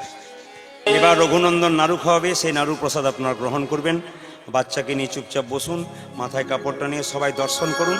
রঘুনন্দন নাড়ু খাওয়া, বাবা মুকুন্দ সরকার নাড়ু প্রসাদ খাওয়াচ্ছে। একটা গানের আবেদন আছে, আমি গানটা শেষে গাইবো। একটা গানের আবেদন আছে, আমার খুব প্রিয় লোকের গানের আবেদন। তো আপনারা একটু সবাই মাথায় কাপড়টা নিয়ে এখন রঘুনন্দনকে নাড়ুটা খাইয়ে দিই সবাই মিলে প্রেম সে। মুকুন্দ সরকার গাইছে ওই রঘুনন্দন গোপীনাথের মন্দিরে, কি গাইছে দেখুন। মামা অন্তরাম মন্দিরে। যে যেখানে বসে আছেন আমি বলবো একটু করজোরে বসুন আর দর্শন করুন। মুকুন্দ সরকার গাইছে, গোপীনাথকে নাড়ু খাওয়াচ্ছে, তার ছেলে রঘু রাস্তায় খেলা করছে। মামা অন্তরাম মন্দিরে তুমি জাগো জাগো। জগো। এই ফাঁকে একটা কথা বলি, বৈষ্ণবকে সম্মান দেবেন অবশ্যই। পরম বৈষ্ণব জাতির বিচার করে না। পরম বৈষ্ণব, এদিকে তাকান, পরম বৈষ্ণব যারা হয় তারা জাতের বিচার করে না। বৈষ্ণব সবাইকে মান দেয়, আমরা যাকে দিই না বৈষ্ণব দেয়। যেমন ধরুন এই গ্রামের পথ দিয়ে যদি এখানে যে কুষ্ঠ ব্যাধি লোক পড়ে থাকে, আপনি আমি কাপড় চাপা দিয়ে চলে যাব, তিনি কোলে কোল দিয়ে বলবেন তোর রোগ হয়েছে, কেউ ভালো করতে পারে নাই, আমার সঙ্গে কোলে কোল দিয়ে একবার হরিবোল বল। তাহলে বৈষ্ণব যদি কোলে কোল দিয়ে কুষ্ঠ রোগীর সঙ্গে হরিবোল বলতে পারে, এমন এমন বৈষ্ণব আছে তারা প্রশ্ন করে আমি তোর হাতে খাবো না, আমি তোদের বাড়িতে খাবো না, আমি নিজে রান্না করে খাবো না। আমি সেটাকে সমর্থন করছি না, 100% সমর্থন করছি না। হ্যাঁ, অদীক্ষিতের হাতে জলগ্রহণ করা বৃষ্ঠার সমান শাস্ত্র বলেছে। আপনি যদি দীক্ষিত হন আর বৈষ্ণবকে প্রাণ ভরে খাওয়ান, ওই বৈষ্ণবের অবশ্যই কর্তব্য হবে তার খাওয়া। যদি না খান উনি আপনার হাতে, আপনার ভক্তিটা বৈষ্ণবের প্রতি থাকবে কি করে? ওই জন্য বৈষ্ণবের কোনো অভিমান থাকে না। বৈষ্ণবকে ভক্তি ভরে যে যা দেয় সেটুকু গ্রহণ করে। এই জন্য আপনাদের কাছে নিবেদন রইল, তিনিই পরম বৈষ্ণব, যে কোনো জাতের বিচার করবে না, শুধু জিজ্ঞেস করবে মা তোমার দীক্ষা হয়েছে তো, ব্যাস, আর কোনো অসুবিধা নেই, তোমার হাতে আমি খেতে পারি। কি হয়েছে রে? আমার বাবার খুব পেটে যন্ত্রণা, তুমি পাশের গ্রামে চলো, চিকিৎসা করে এসো। আমি গোপীনাথের পায়ে তুলসী পত্র দিয়ে এসে দেবো, আর তুই পিছু ডাকলি কেন? আমার মা মারা গেছে, আমার বাবা নাই পৃথিবীতে, আমার মা ছাড়া কেউ, বাবা ছাড়া কেউ নাই, বাবা যদি মরে যায় সব চলে যাবে। আমি ছোট্ট করে শুধু একটা নিবেদন করে যাব। যে যেখানে বসে আছেন, যে যেখানে দাঁড়িয়ে আছেন, এই নাড়ু প্রসাদ গ্রহণ করবার আগে সবার কাছে একটা নিবেদন। এই নাড়ু প্রসাদ শুধু বাচ্চাকে খাওয়াবেন তা নয়, যারা অসুস্থ ব্যক্তি বাড়িতে খুব কষ্ট পাচ্ছে তাদেরকে খাওয়াবেন। প্রতি সপ্তাহে বৃহস্পতিবার বাড়িতে অশান্তি চলছে খুব জোর, আপনি এক কাজ করুন, এই বাতাসাটা নিয়ে গিয়ে প্রত্যেক বৃহস্পতিবার তুলসী গাছের নিচে গুঁড়ি করে ভেঙে দেবেন, প্রতিদিন জল দেবেন তুলসী গাছে। বাড়ির প্রত্যেকে 1 বছরের মধ্যে শান্তি শৃঙ্খলা ফিরবে, যদি ভক্তি করে করতে পারেন। মনকে ভক্তিতে আপ্লুত করুন, আপনার কৃষ্ণ কৃপা হবে। যে না বলেছে আমার বাবা ছাড়া কেউ নাই পৃথিবীতে, আমার মা নেই, আমার বাবা ছাড়া কেউ নাই, বাবা যদি মরে যায় আমার সব চলে যাবে। আমি শুধুমাত্র যারা এতক্ষণ ধরে কীর্তন শুনলেন দাঁড়িয়ে দাঁড়িয়ে এত রাত্রি পর্যন্ত, আমি জানি, আমি আগে বললাম আজকে আসাম থেকে এসেছি, অনেক সারা রাত্রি জেগে সেই ফ্লাইটে ভোরবেলায় ফ্লাইট ধরেছি। তারপর আমি গণেশদার বাড়িতে এসেছি, যে সরস্বতী হোটেল, তার বাড়িতে এসে আছি আমি, এবং তিনি খুব ভালো মানুষ, খুব সেবা শুশ্রূষা করেন। এই ডান দিকে একজন বসে আছেন, ইনি প্রথম আমাকে এখানে দেখিয়েছিলেন, জহরদা। এই একটি ছেলে বসে আছে, খুব পরিচিতি, আপনারাও অনেকে আমাদের পরিচিত আছে। আপনাদের এলাকার একটা ছেলে আমার সঙ্গে মাঝে মাঝে যায়, নিতাই চন্দ্র, দেখতে পাচ্ছেন তো, জয় নিতাই। এই ছেলেটি আপনাদের এলাকার ছেলে, এখানে গান করতে গেলে এই ছেলেটি এখানে আসে, ও কীর্তন গানও শিখছে। আপনাদের কাছে নিবেদন রইল, মন দিয়ে শ্রবণ করবেন এই কথাগুলো। আপনাদের কাছে নিবেদন রইল। ছোট্ট রঘুনন্দনকে বলল আজকে তুই পুজোটা কর। বাবা আমি মন্ত্র জানি না। মন্তর মন্তর মন্তর, শুদ্ধ মন যদি থাকে মন্ত্রের কি দরকার? মাকে বললো মা এক থালা নাড়ু দাও তো। মা বললো কি করবি? পুজো করবো। আরে তুই মন্ত্র জানিস? আরে আমার বাবা বলেছে মন্ত্রের দরকার হয় না, ভক্ত প্রহ্লাদ ধুবের হাতে ভগবান খেয়েছে, খাবে না মানে আমার হাতে? ছোট্ট রঘুনন্দনকে এক থালা নাড়ু দিয়ে মা বলছে তোরা যা খুশি তাই করে যা। ছোট্ট রঘুনন্দন মন্দিরে গিয়ে বলছে ও গো গোপীনাথ ঘনশ্যাম, ভগবান সব সইতে পারে, চোখের জল সইতে পারে না। রঘুনন্দন কেঁদে কেঁদে বলছে ও গো গোপীনাথ, তুমি বাবার হাতে এত নাড়ু খাও, কিন্তু আমার হাতে যদি একটা নাড়ু না খাও তবে যে তোমার নামের কলঙ্ক হবে। রাধে রাধে। আমি যে মন্ত্র জানি না, তন্ত্র জানি না, মন তোর শুদ্ধ মন আছে বলেই তোমার চরণে সেবা করি। তবে বাবা তোমাকে চন্দন দিয়ে সাজিয়ে দেয়, আমার কাছে তো চন্দন কেনারে পয়সা না, পয়সা নয়, আমার কাছে গঙ্গা জল নয়, আমার কাছে তুলসী পাতা নয়, তুলসী পাতা নয়, নাই বা রইল গঙ্গার জল। গোবিন্দের চরণে দুফোঁটা চোখের জল দিয়ে দাও। হে গোবিন্দ তোমার হলো, যা কিছু আমার সকলই তোমার, আমার কেবল তুমি। জীবনে মরণে জনমে জনমে প্রাণনাথ হইও তুমি। এ দেহের গৌরব করুণা, কখন কে যে চলে যাবে কেউ জানে না। তাই গোবিন্দকে দেবার মতো কিছুই না, শুধু চোখের জল দিয়ে গোবিন্দের চরণ। ছোট্ট রঘুনন্দন কেঁদে কেঁদে বলছে, ও গো গোপীনাথ ঘনশ্যাম, ঘনশ্যাম, ও গো গোপীনাথ ঘনশ্যাম। উলধ্বনি।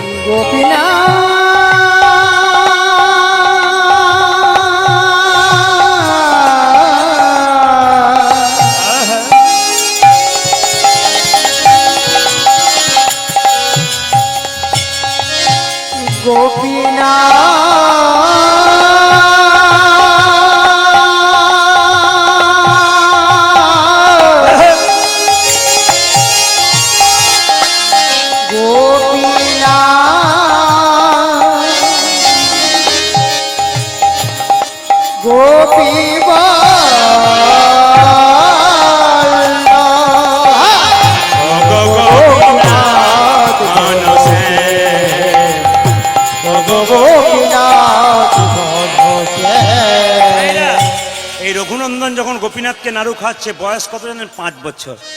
ও বুঝেছি তুমি নাড়ু খাচ্ছ না কেন, দরজাটা হ্যাঁ করে খোলা আছে বলে তোমার লজ্জা করছে। আচ্ছা বাবা, দরজাটাকে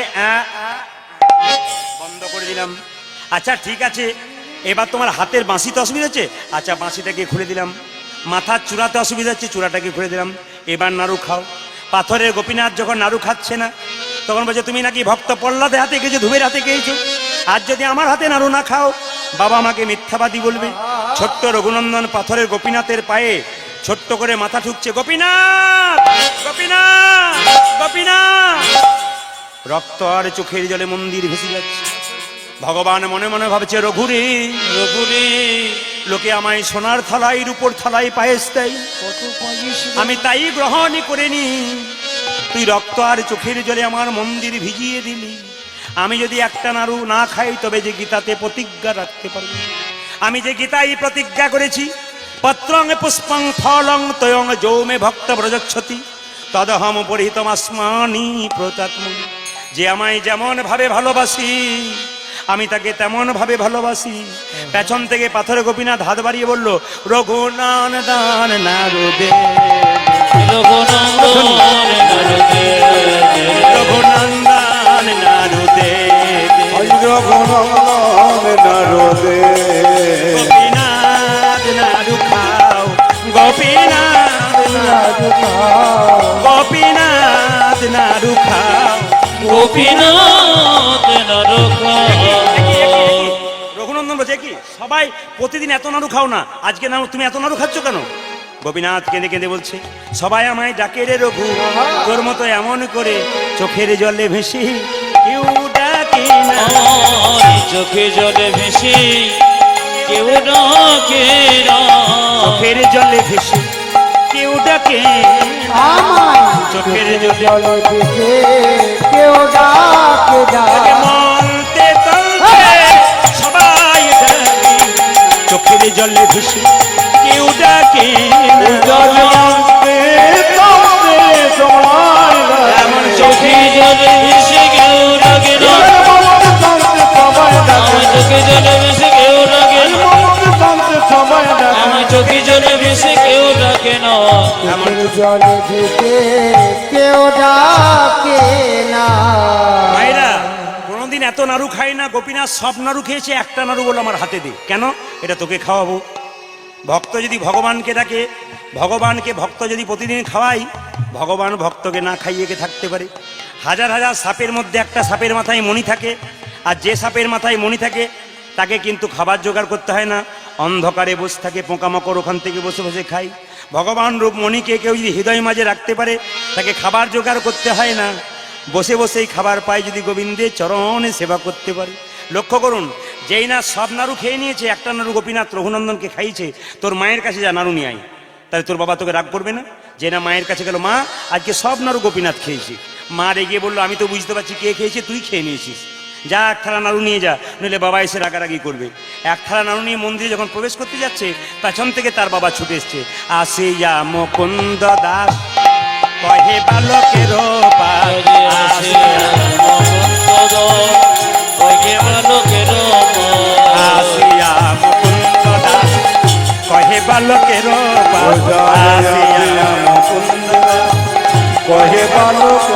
পাশ প্রসাদ নই বিদ্যা না দেখি, আর প্রসাদ নই দয়া না দেখে প্রসাদ নই বিদ্যা না দেখি,